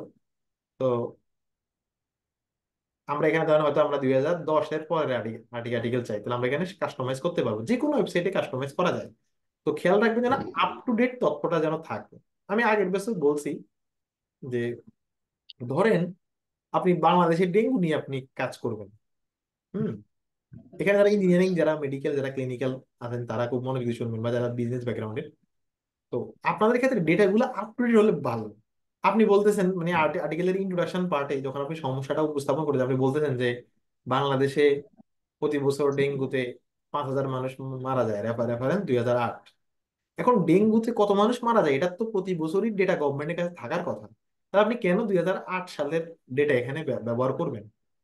এক কথা যদি বলি, যখনই কোনো একটা রেফারেন্স ব্যবহার করবেন, স্টার্ট মানে পরিসংখ্যান বা তথ্য, খেয়াল করবেন যে সম্ভাব্য এটা কি আরো নতুন ব্যবহার করা যাইতো কিনা। মানে যেই তথ্যটা আপনি 2008 সালের দিচ্ছেন, সেই একই তথ্যটা কি 2020 সালের আছে কিনা। যারা হেলথ ব্যাকগ্রাউন্ডের খুব মনোযোগ দিয়ে এই জিনিসটা এনশিওর করবেন, বা যারা ইঞ্জিনিয়ারিং ব্যাকগ্রাউন্ড, কারণ সবচেয়ে লেটেস্ট প্রযুক্তি, এগুলো নিয়ে আপনি করতে হবে। ঠিক আছে, ঠিক আছে।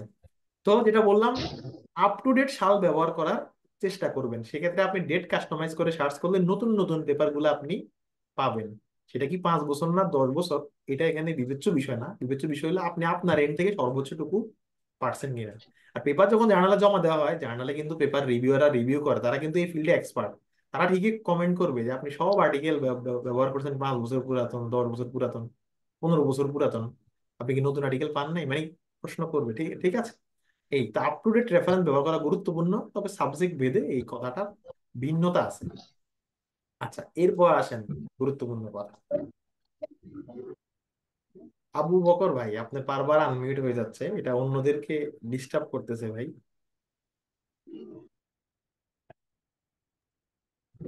হয়তো অনিচ্ছাকৃত, কিন্তু হয়ে যাচ্ছে আর কি।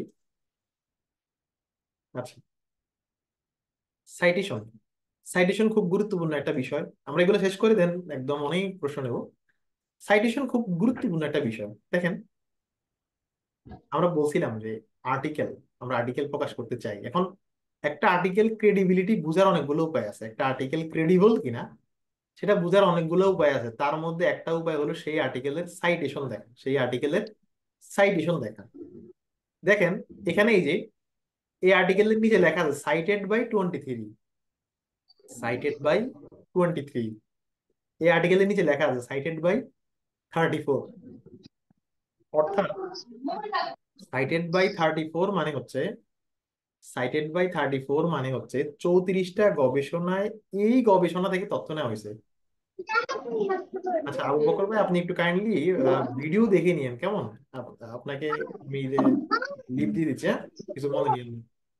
মানে অন্যদের ডিস্টার্ব হচ্ছে তো। আপনার মেবি অটো অটো মিট হয়ে যাচ্ছে, আমি আপনাকে লিভ দিয়ে দিচ্ছি, আপনি কাইন্ডলি ভিডিও দেখে নিন। আচ্ছা, এই যে এখন এখন আশা করি আপনার অটো আনমিউট হবে না, আমি আপনাকে ব্যাচেও রেখেছি আর আনমিউট করার সুযোগ দিচ্ছি না, ঠিক আছে? আচ্ছা, সরি একটু ইন্টারাপশন হলো। যেটা বললাম, দেখেন এখানে লেখা আছে সাইটেড বাই 23, সাইটেড বাই 34। এখন এই সাইটেড বাই 23, সাইটেড বাই 34 মানেটা কি? মানে যেটা বললাম, সাইটেড বাই 23 মানে 23টা গবেষণায় এই আর্টিকেল থেকে তথ্য নেওয়া হয়েছে। তার মানে খেয়াল করেন, একটা আর্টিকেলের সাইটেশন 200, একটা আর্টিকেলের সাইটেশন 5। আমরা ইন জেনারেলি বলতে পারি 200 যার সাইটেশন সেই আর্টিকেলটা ভালো।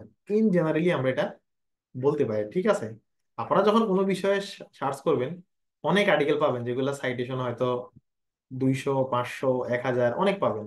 অনেকে বলতে পারেন যে ভাই কয়টা সাইটেশন হলে ভালো। এখানে আসলে ভালো মন্দের বিষয়টা নয়। যেমন দেখেন, এই যে আমি দ্য কনসেপ্ট অফ হালাল ট্যুরিজম লিখে সার্চ করলাম, লেখা আছে cited by 1261, cited by 23, cited by 274। ঠিক আছে? অর্থাৎ এই 274 মানে হচ্ছে যে এই আর্টিকেলটা 274টা গবেষণায় ব্যবহৃত হয়েছে। আচ্ছা, এখন এখানে কিছু ফেরকা আছে। ফেরকা মানে যেমন একটা ভিডিও ভিউ এর মতো। দেখেন, আমি 2019-20 সাল থেকে ভিডিও বানাই, ইউটিউবে দেই কিছু কিছু ভিডিও, কখনো 4-5 হাজারের বেশি ভিউ হয় না, কারণ রিসার্চ জিনিসটা মানুষের তো আগ্রহের জায়গা নেই। কিন্তু আমি যদি এখন ধরেন ফুটবল নিয়ে ভিডিও বানাই, ভাইরাল কোনো টপিকে ভিডিও বানাই, বেশি মানুষ দেখবে। ঠিক তেমনি বর্তমান বিশ্বে ইঞ্জিনিয়ারিং, হেলথ, সোশ্যাল সায়েন্স, এখানে অনেক গবেষণা হয়।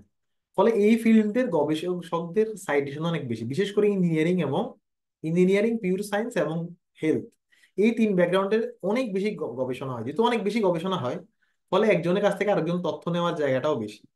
এই জন্য এই ফিল্ডের গবেষকদের সাইটেশন বেশি, বা এই ফিল্ডের আর্টিকেলের সাইটেশনও বেশি। কিন্তু ধরেন আপনি এখন উচ্চাঙ্গ সঙ্গীত নিয়ে গবেষণা করবেন, আমরা যদি আর কেউ এই বিষয় নিয়ে গবেষণা না না করি, আপনি সাইটেশন পাবেন? কম কম পাবেন, মানে পাবেন না। তো এই জন্য সাইটেশন কম দেখলে কাউকে খারাপ বলার কারণ নাই। যারা সোশ্যাল সায়েন্স, কলা, বিজনেস ব্যাকগ্রাউন্ড, তাদের সাইটেশন একটু কম হয় অন্য ব্যাকগ্রাউন্ডের তুলনায়। আরো আরো অনেক বিষয় আছে। কোনো কোনো আর্টিকেল ভিডিও ভাইরালের মতো, কোনো কোনো আর্টিকেল যখন একটু বেশি সাইটেশন পেয়ে যায়, তখন সবাই ওই আর্টিকেলটাকে সাইট করে, ফলে এটা আরো বাড়তে থাকে। তো এরকম নানান কারণ আছে আর কি। বা যারা রিনাউন, যেমন ধরেন ডক্টর মোহাম্মদ ইউনূস একটা আর্টিকেল লিখছে, তার যে খ্যাতি, এই আর্টিকেলটা অনেক মানুষ সাইট করবে। এরকম নানান কারণ আছে আর কি, আমি জাস্ট বললাম। তো সহজ কথা বললে, ইন জেনারেলি যে আর্টিকেলের সাইটেশন বেশি সেই আর্টিকেলটা তুলনামূলক বেশি ভালো। আচ্ছা, এখন আপনাদের প্রতি প্রশ্ন, একটা আর্টিকেল পাবলিশ হয়েছে 2015 সালে, সেটা সাইটেশন 100। একটা আর্টিকেল পাবলিশ হয়েছে 2023 সালে, সেটা সাইটেশন 80, তাহলে কোনটা ভালো? 2015 সালে পাবলিশ, সাইটেশন হচ্ছে 100, 2023 সালে পাবলিশ, সাইটেশন 80, কোনটা ভালো বলেন তো? পরেরটা। আই গেস 2023 সালটা। Right, right. কেন? 2023। কেন এটা কেন উত্তরটা আপনারা নিজেরাই বুঝবেন, যে মাত্র 1 বছরে সে 80টা পেয়ে পেয়ে গেছে। ঠিক আছে, তার মানে আমি বলতেছি আপনারা ডেটও দেখবেন, সাইটেশনও দেখবেন। যে অল্প সময় বেশি সাইটেশন পেয়েছে তাকে আর একটু মূল্যায়ন করবেন। ঠিক আছে, মানে এগুলো হচ্ছে কম্বিনেশনের বিষয়, আমরা একটু বুঝে শুনে দেখবো। ওকে, তো তার মানে সাইটেশন, যে আর্টিকেলটা অনেক পুরাতন তার তো কিছু সাইটেশন থাকবে স্বাভাবিক, কিন্তু যে আর্টিকেলটা মাত্র পাবলিশ হয়েছে গত 2-3 মাসে, সেটা তো আর সাইটেশন করার সময়ও মানুষ এখনো পায় নাই। এই জন্য এগুলো অনেক ফ্যাক্টর আছে। সাইটেশন জিনিসটা আশা করি আপনারা বুঝতে পারছেন। আমরা একটু ভালো সাইটেশনাল আর্টিকেল নেওয়ার চেষ্টা করব। এটা একটা বৈশিষ্ট্য আর কি, নট ম্যান্ডেটরি, একটা বৈশিষ্ট্য। আচ্ছা, আমরা আস্তে আস্তে আরো সামনে এবার একটু আমরা জটিল টপিকে যাই। জটিল না তো, ইম্প্যাক্ট ফ্যাক্টর বা সাইট স্কোর। একটু আগে আমরা পড়লাম আর্টিকেলের বৈশিষ্ট্য, এবার আমরা পড়বো ইম্প্যাক্ট ফ্যাক্টর বা সাইট স্কোর। এবার আমরা পড়বো জার্নালের বৈশিষ্ট্য। একটু আগে বললাম যে বাচ্চা কাচ্চার বৈশিষ্ট্য কেমনে চিনবো সে ভালো কিনা, এবার বাবা মায়ের আলাপে এই বাবা মা ভালো কিনা কেমনে বুঝবো। উত্তর হচ্ছে, ঠান্ডা মাথায় খেয়াল করবেন, দুনিয়াতে দুইটা বড় রিসার্চের কোম্পানি আছে, মানে রিসার্চের নাম মুখে নিতে গেলে এদের নাম মুখে নেওয়া লাগে। এটার নাম হচ্ছে স্কোপাস, এটার নাম হচ্ছে ওয়েব অফ সায়েন্স। এটার নাম স্কোপাস, এটার নাম ওয়েব অফ সায়েন্স। যেমন ইউনিভার্সিটি এর র্যাঙ্কিং করতে গেলে দুইটা নাম মুখে নেওয়া লাগে, বলেন তো কি কি কি কি কি? অন্তত একটা নাম বলেন তো। আমরা যে ইউনিভার্সিটি র্যাঙ্কিং করে ওয়ার্ল্ড ওয়াইড, একটা দুইটা ইউএস নাম। র্যাঙ্কিং। ইউএস র্যাঙ্কিং, তারপর অক্সফোর্ড। রাইট, ইউএস আছে, টাইমস হায়ার আছে, তাই না? ইউএস আছে, টাইমস হায়ার আছে। জি জি। যারা বলতে পারছেন না হ্যান্ড রেজ করলে বলতে পারবে। আচ্ছা, আমরা একটা প্রশ্ন ইয়া করে নিচ্ছি, যেটা বললাম যে দেখেন, যেটা বললাম ইউনিভার্সিটি র্যাঙ্কিং এর নাম বললে এই নামগুলো আসে, Times Higher ranking, QS ranking, এগুলো আসে। ঠিক আছে, ঠিক তেমনই রিসার্চের নাম মুখে নিলেই দেখবেন আপনাদের বারবার পুরো কোর্স জুড়েই দুইটা কোম্পানির নাম আসবে, বিখ্যাত কোম্পানি। একটার নাম হচ্ছে স্কোপাস, একটার নাম হচ্ছে ওয়েব অফ সায়েন্স। এই দুইটা কোম্পানি, তারা জার্নাল গুলোকে তালিকাভুক্ত করে, মানে একটা জার্নাল ভালো কি ভালো না সেটা নির্ভর করবে তারা স্কোপাস অথবা ওয়েব অফ সায়েন্সের তালিকায় আছে কিনা। যে কোনো একটা তালিকায় থাকলে জার্নালটা ভালো, যে কোনো একটা তালিকায় থাকলে জার্নালটা ভালো। যেমন ধরেন বাংলাদেশে তো অনেক ইউনিভার্সিটি আছে, আমরা বলতে পারি ইউজিসি এর তালিকায় থাকলে ইউনিভার্সিটিটা ভালো, আর ইউজিসি তালিকায় না থাকলে সেটা ফেক বা খুবই নর্মাল। ঠিক তেমনই স্কোপাসের তালিকায় বা ওয়েব অফ সায়েন্সের তালিকায় থাকলেই জার্নালটা ভালো। আর এই স্কোপাস এবং ওয়েব অফ সায়েন্স জার্নাল গুলো কতটা ভালো সেটা ইন্ডিকেশন বা সেটা প্রকাশ করে সাইড স্কোর এবং ইম্প্যাক্ট ফ্যাক্টর নামে দুইটা কনসেপ্ট দিয়ে। দুইটা কনসেপ্টই সেম। সহজ কথা হইল, জার্নাল গুলো গড়ে কত সাইটেশন পায় সেটার যে হিসাব, সেটাকে বলে ইম্প্যাক্ট ফ্যাক্টর বা side side score. Impact factor হলো 2 বছরের হিসাব, মানে একটা জার্নালে প্রকাশিত হওয়া আর্টিকেল গুলো 2 বছরে গড়ে কত সাইটেশন পেয়েছে সেটাকে বলে ওই জার্নালের ইম্প্যাক্ট ফ্যাক্টর। আর 4 বছরে গড়ে কত সাইটেশন পেয়েছে এটাকে বলে ওই জার্নালের সাইট স্কোর। ঠিক আছে, ঠিক আছে। আমি একটা সহজ উদাহরণ দিই আপনাদেরকে। মনে করেন একটা জার্নালের নাম হচ্ছে ঢাকা ইউনিভার্সিটি জার্নাল। এখানে 2023 সালে 20টা আর্টিকেল পাবলিশ হয়েছে, 2022 সালে 20টা আর্টিকেল পাবলিশ হয়েছে, মানে 2022-23-এ 40টা আর্টিকেল পাবলিশ হয়েছে। 2024 সালে এসে আমরা দেখলাম এই চল্লিশটা আর্টিকেল 60 বার সাইটেশন হয়েছে, 60 বার। বলেন তো এই জার্নালের ইম্প্যাক্ট ফ্যাক্টর কত? বলেন তো। 40টা আর্টিকেল সাইটেশন পাইছে 60 বার, কমেন্ট বক্সে লেখেন, হ্যান্ড রেজ না। 1 পয়েন্ট সামথিং হতে পারে। 1.5, রাইট। ওয়ান 1.5, 1.5। 1.5, ঠিক আছে। অর্থাৎ 2 বছরে সে যতগুলো সাইটেশন পাইছে সেটাকে আর্টিকেল সংখ্যা দিয়ে ভাগ। সহজ কথা আর কি, ঠিক আছে। যেমন এখানে যারা পিওর সায়েন্স বা ইঞ্জিনিয়ারিং আছেন, আপনারা একটা পাবলিশারকে খুব করেন আর কি, মানে যে নেচার, হ্যাঁ, নেচার পাবলিশার, এটা হচ্ছে ওয়ার্ল্ড ওয়াইড খুব বিখ্যাত। তো নেচারের পাবলিশার, হ্যাঁ, একটু ওয়েট, আমার একটু কিবোর্ডের সমস্যা।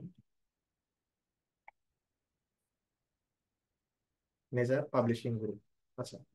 এই নেচার হচ্ছে ওয়ার্ল্ড ওয়াইড, মানে বিশেষ করে ইঞ্জিনিয়ারিং পিওর সায়েন্সের জন্য, অন্য ব্যাকগ্রাউন্ড আছে, সবচেয়ে বিখ্যাত পাবলিশার। এখানে একটা আর্টিকেল পাবলিশ করবেন মানে আপনার মনে করেন লাইফ সেটেল হয়ে গেছে। ঠিক আছে, মানে যে কোনো স্কলারশিপ ইজিলি পাবেন, এখানে যদি একটা আর্টিকেলও থাকে। এখন এই পাবলিশারের আন্ডারে যে জার্নাল গুলো আছে আপনাদের মনে আছে কিনা একবার একটা টক শোতে একজন উপস্থাপিকা বাংলাদেশের একজন গবেষককে খুবই হেনস্থা করছিল আর কি, যে আপনাদের মনে আছে কিনা জানি না, যে বেগুন কাণ্ড, ঠিক আছে? ওই জার্নালের নাম ছিল সাইন্টিফিক রিপোর্ট। সাইন্টিফিক রিপোর্ট মানে যে জার্নালে আর্টিকেলটা পাবলিশ করছে, জার্নালের নাম ছিল সাইন্টিফিক রিপোর্ট। যে বেগুন নিয়ে কি একটা ইয়ে হয়েছিল না, আমি জানি না আপনাদের খেয়াল খেয়াল আছে কিনা। পরে উপস্থাপিকা খুব একজন গবেষককে কাইন্ড অফ অপমানই করছে বলা বলা যায়। তো এই সাইন্টিফিক রিপোর্ট হচ্ছে নেচার পাবলিশারের জার্নাল, এবং এই সাইন্টিফিক রিপোর্টের ইম্প্যাক্ট ফ্যাক্টর হচ্ছে 3.8। 3.8, ঠিক আছে, ইম্প্যাক্ট ফ্যাক্টর। তো ইম্প্যাক্ট ফ্যাক্টর সাইড স্কোর দুইটাই সিমিলার জিনিস, যেটা বললাম আর কি, যে 2 বছরের প্রকাশিত হওয়া আর্টিকেল গুলোকে 2 বছরের সাইটেশন সংখ্যা দিয়ে ভাগ করলে আমরা এই এটা পেয়ে যাই, ঠিক আছে? এখন এটা আপনার নিজের বের বের করা লাগবে। অনেকে একটু কনফিউজ যে ভাই আমরা কি তাহলে এরকম আর্টিকেল ডাউনলোড দিতে যাইয়া জার্নালের এই হিসাবগুলা বের করবো না? এটা আমরা বের করবো না, জার্নালে লেখা লেখা থাকে, ওগুলো সার্চ করার জায়গা আছে। স্কোপাসের ওয়েবসাইটে গিয়ে সার্চ করলে পাবেন, ওয়েব অফ সায়েন্সের ওয়েবসাইটে গিয়ে সার্চ করলে পাবেন। আমি এই দেখাচ্ছি, ঠিক আছে? জাস্ট হিসাবটা আশা করি বুঝছেন, যে 2 বছরে গড়ে কত পাইছে এটা হলো ইম্প্যাক্ট ফ্যাক্টর, 4 বছরে গড়ে কত পাইছে এটাকে বলে সাইট স্কোর, ঠিক আছে? ওকে। তো আমরা জার্নালের ইম্প্যাক্ট ফ্যাক্টর সাইড স্কোর অবশ্যই দেখবো। এখন বলতে পারেন যে কত হইলে ভালো, উত্তর হচ্ছে যে জার্নালের ইম্প্যাক্ট ফ্যাক্টর বা সাইড স্কোর আছে সেই জার্নালটাই ভালো। কারণ এগুলো থাকেই শুধুমাত্র এই দুই কোম্পানির আন্ডারে, যে এই দুই কোম্পানি যে জার্নালগুলোকে তালিকাভুক্ত করে শুধু তাদেরই থাকে, ঠিক আছে? স্কোপাসের তালিকায় আছে আহ প্রায় 40,000 প্লাস জার্নাল। ওয়েব অফ সায়েন্সের তালিকা আছে প্রায় 25,000 প্লাস জার্নাল, এবং এগুলাই ওয়ার্ল্ড ওয়াইড স্বীকৃত। এর বাইরে যে জার্নালগুলো আছে এগুলো বেশিরভাগই ভুয়া অথবা নর্মাল, ঠিক আছে? যাই হোক, আমরা একটু প্র্যাকটিক্যালি দেখি, তাহলে আমরা বুঝতে পারবো। তাহলে আমরা আশা করি বুঝতে পারছি যে ইম্প্যাক্ট ফ্যাক্টর এবং সাইট স্কোর কি। ইম্প্যাক্ট ফ্যাক্টর 2 এর বেশি হইলেই জেনারেলি বলা যায় জার্নালটা অনেক ভালো। 5-এর বেশি হইলে বলা যায় যে খুবই ভালো, যদি আমি ইন জেনারেলি বলি আর কি। আমি যেটা বললাম যে দুইটা দুইটা কোম্পানি দেয়, স্কোপাস নামক কোম্পানি দেয় cite cite score, Web of Science দেয় হচ্ছে যে ইম্প্যাক্ট ফ্যাক্টর। দুইটা সিমিলার কনসেপ্ট। ওকে, যেমন আমার আর্টিকেল দিয়ে দেখি, খেয়াল করুন একটু। আমি মাই প্রোফাইলে যাই। আচ্ছা, যেমন আমার এই আর্টিকেলটা, প্রথম আর্টিকেলটা প্রকাশিত, আমার এই আর্টিকেলটা হচ্ছে আমাদের, এটাও আমাদের ব্যাচের স্টুডেন্টের সাথেই, এটা হেলিয়নে পাবলিশ হয়েছে, হেলিয়ন। এবং এই আর্টিকেলে আমি ছিলাম সেকেন্ড অথর, আমার স্টুডেন্ট মামুন ছিল ফার্স্ট অথর, ঠিক ঠিক আছে? আমার এই আর্টিকেলটা হেলিয়নে পাবলিশ। এখন কত হলো হেলিয়ন স্কোপাস ইন্ডেক্স কিনা, বা এটা সাইট স্কোর বা ইম্প্যাক্ট ফ্যাক্টর কত, এটা জানবেন কেমনে? ওই যে স্কোপাসের ওয়েবসাইটে যাবেন, এগুলো মনোযোগ দিয়ে ক্লাস করবেন। কোর্স শেষে আপনার একটা পরীক্ষা হবে। আমাদের এই গত গত ব্যাচে যে পরীক্ষা হয়েছে সেখানে একটা প্রশ্ন ছিল এইটা, যে কোন একটা আর্টিকেল সেটা ভালো কিনা সেটা আমরা কিভাবে বুঝবো, কোথায় গিয়ে খুঁজবো। সেখানে ছিল যে একটা অপশন ছিল অ্যামাজন স্কলার, একটা অপশন ছিল গুগল স্কলার, একটা অপশন ছিল স্কোপাস, ঠিক আছে? এই জন্য উত্তরটা হচ্ছে স্কোপাস বা ওয়েব অফ সায়েন্স আর কি। তো এগুলো একটু মনোযোগ দিয়ে ক্লাসগুলো করবেন, কারণ ক্লাসের ভেতর থেকেই প্রশ্ন করা হবে। যাই হোক, সেটা কোর্স শেষের বিষয়। আমরা স্কোপাস কেমনে ঢুকবো? স্কোপাস লিখে সার্চ করি গুগলে, জাস্ট গুগলে স্কোপাস সোর্স লিখে আমরা গুগলে সার্চ করি স্কোপাস সোর্স, বা স্কোপাস লিখে সার্চ করলে হবে। আর স্কোপাস সার্চ করলে আপনাকে স্কোপাসের ভেতরে নিয়ে যাবে। স্কোপাসের ভিতরে গিয়ে সোর্সে ক্লিক করবেন, সোর্স। স্কোপাসের ভেতরে গিয়ে সোর্সে ক্লিক করবেন, সোর্স। এখন এই সোর্সে ক্লিক করার পরে দেখেন এখানে 46,000 জার্নাল আছে, মানে দুনিয়াতে সব ব্যাকগ্রাউন্ড মিলে 46,000 জার্নাল আছে, এগুলা স্বীকৃত। মানে এই জার্নালগুলোতে আর্টিকেল পাবলিশ করলে আপনার স্কলারশিপ জার্নি ইজি হবে, এগুলা স্বীকৃত। এর বাইরে এগুলা কিন্তু স্বীকৃত না।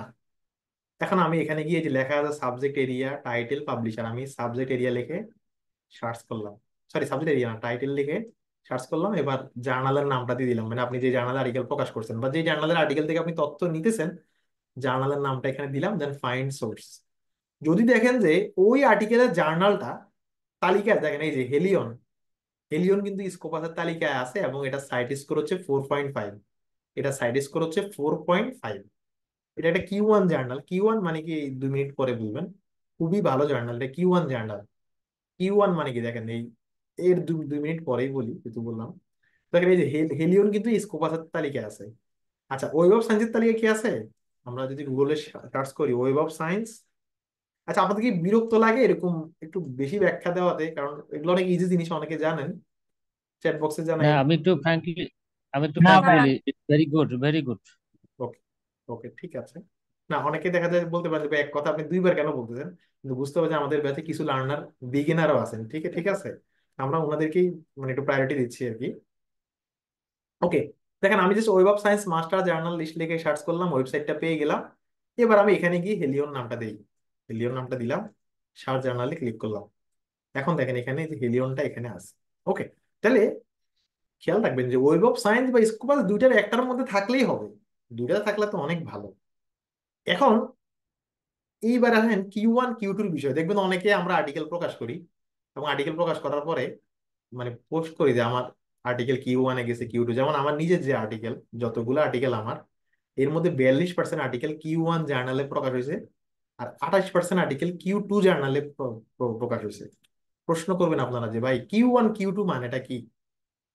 Q1 Q2 মানে হচ্ছে আপনি Q1 জার্নালে আর্টিকেল প্রকাশ করছেন মানে আপনার ফিল্ডে যত স্কোপাস ইন্ডেক্স জার্নাল আছে, আপনার ফিল্ডে যত স্কোপাস ইন্ডেক্স জার্নাল আছে, তার মধ্যে সেরা 25% যে জার্নাল গুলো আছে, সেরা 25% যে জার্নাল গুলো আছে সেটার মধ্যে আপনি আর্টিকেল প্রকাশ করছেন, এটাকে বলে Q1। অর্থাৎ Q1 পাবলিকেশন মানে আপনার ফিল্ডের সেরা 25% জার্নালের মধ্যে আপনার আর্টিকেলটা গেছে। Q2 মানে সেরা 50, Q3 মানে সেরা 75, Q4 মানে সেরা বাকিটা আর কি, ঠিক আছে। Q4-ও ভালো, Q3-ও ভালো, Q2 Q1 খুবই ভালো। আপনারা যারা নতুন আপনারা টার্গেট করবেন Q2 Q3, আর যারা একটু এক্সপার্ট তারা Q1 টার্গেট করবেন। তবে Q1 একটু টাফ আছে। এই যে আমাদের ব্যাচের একটা আর্টিকেল আমি ওই দিন গত পরশু পোস্ট করছি, ওটা Q2-তে পাবলিশ হয়েছে। ওটা যে আমাদেরকে কত পেইন দিছে, মানে আমরা মার্চ মাসের 7 তারিখে ওটা সাবমিট করছি, আর ওটা অ্যাকসেপ্ট হয়েছে গত সপ্তাহে। আমাদের ব্যাচের একটা ছেলে, খুলনা ইউনিভার্সিটির নাম হচ্ছে হাবিবুর রহমান, দা ইয়ে নিয়ে, ক্লাইমেট চেঞ্জ মুন্ডা কমিউনিটির উপর, ওটা নিয়ে। Q1-এ 6 মাস লাগছে, একটু বেশি সময় লাগে Q1-এ, যেহেতু রিভিউ প্রসেসটা অনেক হার্ড। ওটা নিয়ে আমাদের অনেক পরিশ্রম করতে হয়েছে। তো আমাদের ব্যাচের গত এক সপ্তাহে যে 3টা আর্টিকেলের পোস্ট আমি করছিলাম আমার আইডিতে, এই 3টা আর্টিকেলের মধ্যে 2টা আর্টিকেল Q1, একটা হচ্ছে Q2। ঠিক আছে, যাই হোক। তো যেটা বললাম, এই Q1 মানে আপনার ফিল্ডে সেরা 25% জার্নাল। বলতে পারবেন আমি কেমনে বুঝবো এটা Q1 কিনা? জার্নালটার নাম লিখে যখন সার্চ করবেন, এই যে আমি হেলিয়ন লিখে সার্চ করছি, সার্চ করার পরে এই যেখানে ফিল্টারেশন আছে দেখেন নিচে গিয়ে যে ফার্স্ট কোয়ার্টাইল, যে ফার্স্ট কোয়ার্টাইল লিখে অ্যাপ্লাইতে ক্লিক করবেন। অ্যাপ্লাইতে ক্লিক করলে দেখবেন যে ফার্স্ট কোয়ার্টাইলেই কিন্তু এটা আছে, ফার্স্ট কোয়ার্টাইলে আছে, মানে Q1-এ এটা আছে। ঠিক আছে, ওকে। আচ্ছা, এখন এখানে অনেকেই জানতে চান যে ভাই আমি অমুক সাবজেক্টের শিক্ষার্থী, আমার ফিল্ডে কি কি জার্নাল জার্নাল আছে। খুবই সোজা, এটা কয়েকভাবে জানা যাবে। যেমন স্কোপাসের ওয়েবসাইটে যাবেন, যাওয়ার পরে সোর্সে যাবেন, সোর্সে গিয়ে যে টাইটেলের জায়গায় লেখা আছে সাবজেক্ট এরিয়া ক্লিক করবেন। এবার আপনার সাবজেক্টের নামটা এখানে দেবেন। কোন সাবজেক্টে দেবো বলেন, চ্যাট বক্সে বলেন, সার্চ করতেছি। হ্যাঁ, আচ্ছা, একজন বললেন বিজনেস, ওকে, আমি ধরেন এখানে বিজনেস ম্যানেজমেন্ট। ব্যাকগ্রাউন্ডের দেখাচ্ছি। এই যে আপনি স্কোপাসের ওয়েবসাইটে গেলে যে বিজনেসের এখানে accounting, management. Business management, industrial relation, বিজনেসের অনেকগুলো শাখা আছে। কোন শাখার আপনি খুঁজতে চান নাকি ওভারঅল? এই যে আমি বিজনেস, দেন অ্যাপ্লাইতে ক্লিক করলাম। আমরা দেখি বিজনেস ব্যাকগ্রাউন্ডে কত জার্নাল আছে। বিজনেস ব্যাকগ্রাউন্ডে আছে 652টা, স্কোপাস ইন্ডেক্স জার্নাল আছে বিজনেস ব্যাকগ্রাউন্ডে 652টা আছে, তুলনামূলক কম তবে অনেক। আচ্ছা, এটা যে কোনো এবার এটা কেটে দিলাম। আবার আমরা যদি সার্চ করি ধরেন অন্য ব্যাকগ্রাউন্ডে, যে biochemistry, genetic and molecular biology, এই ব্যাকগ্রাউন্ডে আছে কয়টা, অ্যাপ্লাইতে ক্লিক করলেই পেয়ে যাবো। 852টা আছে, ঠিক আছে। এই তালিকাগুলাও আছে, কারা Q1, কারা Q2, কারা Q3, কারা Q4, এগুলাও আছে। দেখেন এই যে সেগুলোর সাইটে স্কোর আছে, যেমন এই যে বায়োকেমিস্ট্রি ফিল্ডে যেটা 1 নাম্বার জার্নাল দুনিয়াতে, সেটা সাইট স্কোর 173। এগুলো আউট অফ দ্য ওয়ার্ল্ড, এগুলো নিয়ে মানে কি বলবো, এগুলা অন্যরকম। ঠিক আছে, এগুলো 1 নাম্বার আছে ওয়ার্ল্ড ওয়াইড, বুঝিনি তো সেটা বেশি তো হবেই। এরকম সব ফিল্ডেরই আছে এখানে, যে যে ফিল্ডেরই আছেন না কেন সব ফিল্ডেরই আছে। এখন দেখাইতে গেলে মনে করেন রাত 12টা বেজে যাবে। তবে আমরা নিয়মটা যার দেখাই দিই। হ্যাঁ, একজন লিখছেন যে ভেটারিনারি সায়েন্স, একজন লিখছেন ইনভায়রনমেন্ট, বায়োটেকনোলজি, সাইকোলজি, সবই আছে। হ্যাঁ, আমি যে আরো একটা দেখাই দিই। উম যেমন সয়েল সায়েন্স, প্লান্ট সায়েন্স, বা আর্টস অ্যান্ড হিউম্যানিটিজ, যেগুলো যেমন হিস্ট্রি আছে, আপনি চাইলে এখানে হিস্ট্রি লিখে সার্চ করতে পারেন। মানে সব ব্যাকগ্রাউন্ডেরই আছে, জাস্ট হিস্ট্রি ব্যাকগ্রাউন্ড আছে 499টা জার্নাল। ঠিক আছে, আমরা সিস্টেমটা শিখে দিছি, আপনি নিজের মতো করে পারবেন। ওকে, এখন দেখেন এই যে একটা ক্লাস, এই ক্লাসটা আপনাকে অনেক সেভ করবে কেমনে জানেন? অনেক ফেক জার্নাল আছে দুনিয়াতে, আগামী ক্লাসে বুঝবেন। এরা আপনাদের পকেট থেকে 20,000 50,000 এমনকি আমাদের ব্যাচের এক পার্টিসিপেন্ট 80,000 টাকা অল্পের জন্য খাওয়াই দিছিল। সিমিলার নাম, কাছাকাছি নাম, জাস্ট সোজা কথা, এখানে এসে নামটা সার্চ করবেন, দেখবেন স্কোপাসে সে আছে কিনা, ঠিক আছে। তবে স্কোপাস Q4 কেও আমি অ্যাভয়েড করতে বলবো। Q4 মানে কিছু জার্নাল প্রতি বছর স্কোপাস থেকে বাদ যায়, তো এই জন্য Q1 Q2 Q3 একদম সেম, Q4টাও একটু অ্যাভয়েড করাটা আমি বলবো বেটার। এখানে যে কোনো ব্যাকগ্রাউন্ডের আর্টিকেল আপনি সার্চ করলে পাবেন, ঠিক আছে। এটা এই যে কম্পিউটার সায়েন্সের অনেকগুলা জার্নাল আছে, সার্চ করলে পাবেন, ঠিক আছে। এই যে 830টা আছে। তাহলে স্কোপাসের ওয়েবসাইটে গিয়ে আপনারা খুঁজবেন, এটা হচ্ছে কথা, সাবজেক্ট এরিয়া দিয়ে কাস্টমাইজ করে খুঁজতে পারবেন। আর Q1 Q2 Q3 Q4 দিয়ে এটার আর্টিকেল গুলোর ওজন বোঝা যাবে আর কি, যে কত মানে ভালোর মধ্যে কত ভালো। আর ওয়েব অফ সায়েন্সের যে ওয়েবসাইট, এই ওয়েবসাইটে হচ্ছে আহ আপনারা just Web of Science master journal list লিখে সার্চ করবেন গুগলে, হ্যাঁ। গুগলে যে Web of Science master journal list search করলে আপনাদেরকে এরপর ভেতরে নিয়ে যাবে। আমি কেন গুগল দিয়ে দেখেন, গুগল দিয়ে দেখালে আপনারা সবাই পারবেন জিনিসটা, ঠিক আছে। আচ্ছা, এর ওয়েব অফ সায়েন্সে খেয়াল করেন প্রত্যেকটা জার্নালের নামের সাথে দেখবেন এই যে লেখা আছে সায়েন্স সাইটেশন ইন্ডেক্স এক্সপান্ড। আচ্ছা, ইন্ডেক্স আর লাভ একটু পরে আসে। তাহলে ইম্প্যাক্ট ফ্যাক্টর আমরা সাইন্টিস্ট আসলে বুঝতে পারছি যে ওয়েব অফ সায়েন্স এবং স্কোপাস নামক দুইটা কোম্পানি, তারা হচ্ছে যেগুলোর স্বীকৃতি দেয় সেগুলা স্কোপাস বা ওয়েব অফ সায়েন্সে থাকে, এবং এটার একটা ইন্ডিকেটর থাকে ইম্প্যাক্ট ফ্যাক্টর 3 4 5। এটা হলো মানে এভাবে আমরা বুঝতে পারবো এটা কতটুকু ক্রেডিবল, ঠিক ঠিক আছে। আচ্ছা, এখন লাস্ট যেটা বৈশিষ্ট্য, শেষ দিকে বৈশিষ্ট্য, আরেকটা জিনিস ইন্ডেক্সিং। ইন্ডেক্সিংটাও এগুলোর সাথে ইন্টার রিলেটেড। ইন্ডেক্সিং মানে আপনি বললেন যে ভাই আমি তো গাজীপুর অমুক বিশ্ববিদ্যালয়ে পড়ি, আমি আপনাকে জিজ্ঞেস করবো যে ভাই বিশ্ববিদ্যালয়টা কি ইউজিসি ইন্ডেক্স? আপনি বললেন যে না ভাই ইউজিসি ইন্ডেক্স না। তো ইউজিসি ইন্ডেক্স না যেহেতু, তার মানে এটা ফেক। আমার কথা বুঝছেন? অর্থাৎ ইন্ডেক্স মানে এই জার্নালকে কারা তালিকাভুক্ত করতেছে। তো দুইটা কোম্পানির নাম তো বললামই, স্কোপাস এবং web of science, world wide সবচেয়ে বড় ইন্ডেক্স। এর বাইরে আরো কিছু আছে, যেমন বিজনেস ব্যাকগ্রাউন্ডের জন্য আছে ABDC journal ranking, Australian business dean council. এটা বিজনেসের জন্য ওয়ার্ল্ড ওয়াইড খুব বিখ্যাত একটা কোম্পানি, যারা শুধুমাত্র বিজনেস ব্যাকগ্রাউন্ডের ভালো জার্নালগুলোর তালিকা প্রকাশ করে, মানে ওই তালিকা থাকলে ওই জার্নালগুলো ভালো। এখন ওই তালিকা জার্নালগুলো আবার স্কোপাস ওয়েব অফ সায়েন্সেও আছে, ঠিক আছে। তো এরকম পাবমেড বিখ্যাত হেলথ ব্যাকগ্রাউন্ডের জন্য। তো যাই হোক, আমি বলবো যে Scopus web of science enough, ঠিক আছে। আপনারা যদি দেখেন কোনো আর্টিকেল স্কোপাস বা ওয়েব অফ সায়েন্স ইন্ডেক্স, তাহলে আমি মনে করি যে ওকে, ঠিক আছে। অথবা স্কোপাস ওয়েব অফ সায়েন্স খুব হাই হাই লেভেলের ইন্ডেক্স, মানে এগুলো খুবই ভালো।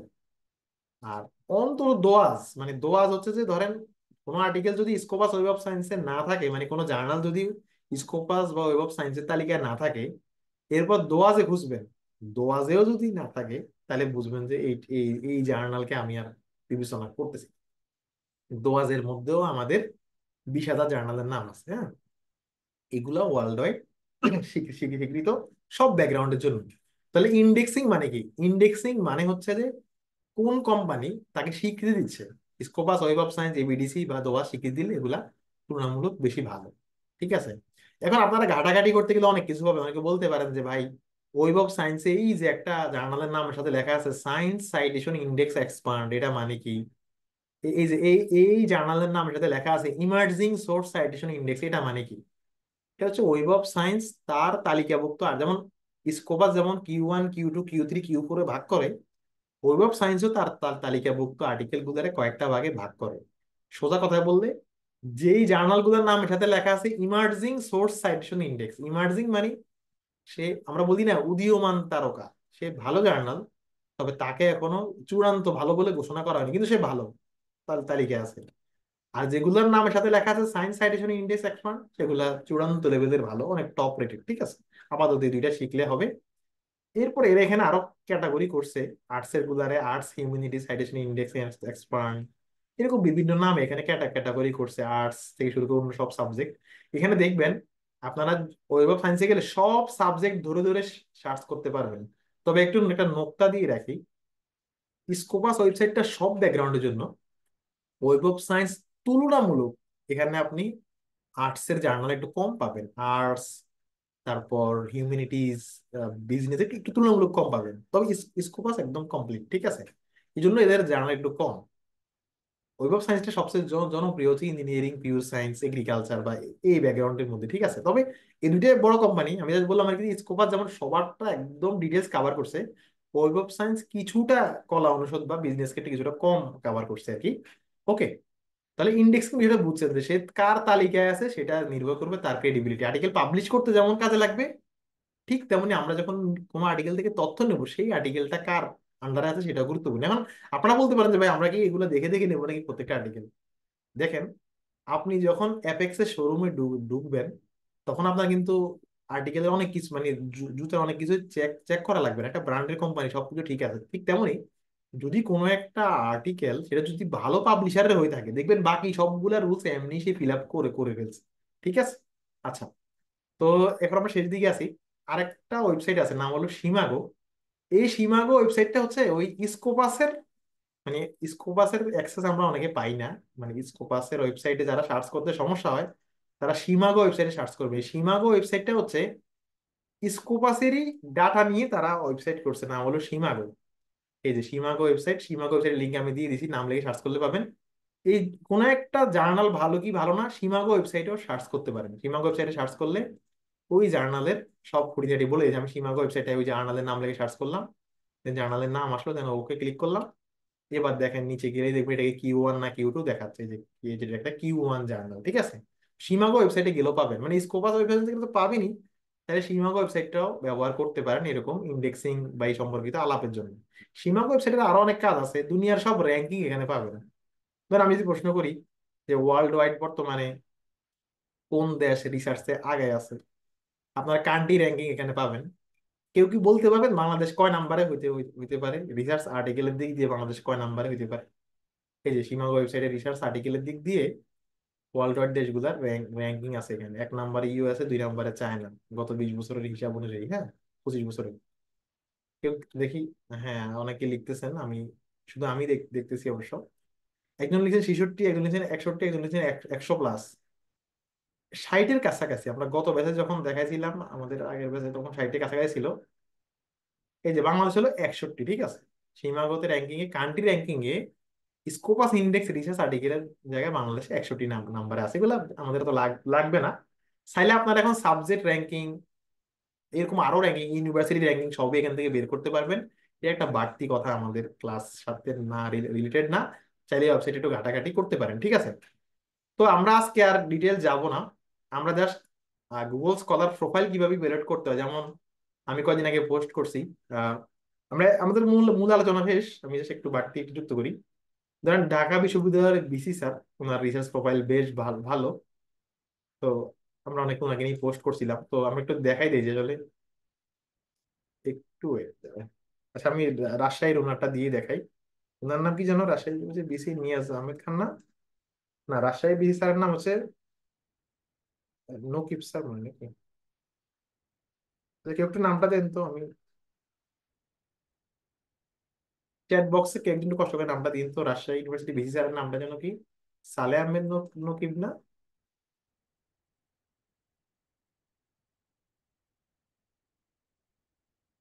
হ্যাঁ, সালে আহমেদ নকিব, হ্যাঁ। আমি একটু দেখাই কারো রিসার্চ প্রোফাইল। ওনার প্রোফাইল খুবই হাই, এটা সচরাচর দেখা যায় না। আচ্ছা, এখন খেয়াল করেন। আচ্ছা, আমি উনার প্রোফাইল না, যে কোনো একজনের প্রোফাইল আপনাদেরকে দেখাই দেবো না। সালে আহমদ নামে একজনের প্রোফাইলে ঢুকলাম, হ্যাঁ। এটা উনার উনার প্রোফাইল না, অন্য একজনের প্রোফাইল, হ্যাঁ। এখন জাস্ট প্রোফাইল কিভাবে বুঝবেন আর কি, অনেকে মানে এটা হচ্ছে আজকের ক্লাসের একটা বাড়তি পড়াশোনা আর কি। দেখেন, এই গবেষকের টোটাল সাইটেশন হচ্ছে 43। আশা করি বুঝতে পারছেন এটা মানে কি। মানে তার আর্টিকেল থেকে এই পর্যন্ত 43টা গবেষণায় তথ্য নেওয়া হবে, তার টোটাল সাইটেশন হচ্ছে 43। আরো কিছু ইন্ডেক্স আছে, H-index 4। H-index 4 মানে হচ্ছে তার অন্তত 4টা আর্টিকেল 4 বার সাইটেশন পাইছে। আবারও বলছি, H-index 4 মানে তার অন্তত 4টা আর্টিকেল 4 বার সাইটেড হয়েছে। H-indexটা গুরুত্বপূর্ণ, কারণ অনেক সময় কারো একটা দুইটা আর্টিকেল অনেক সাইটেশন পায়, সেক্ষেত্রে বোঝার জন্য H-index গুরুত্বপূর্ণ। আপনি একটু বলবেন জি জি।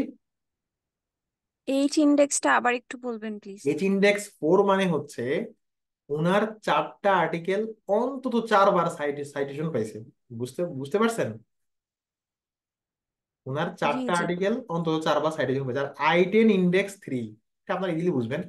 I10 ইন্ডেক্স মানে কি? I10 মানে 10-এর ঘরে, অর্থাৎ ওনার 3টা আর্টিকেল অন্তত 10টা সাইটেশন পেয়েছে, মানে 10টা সাইটেশনের ঘরে ওনার 3টা আর্টিকেল রিচ করতে পারছে।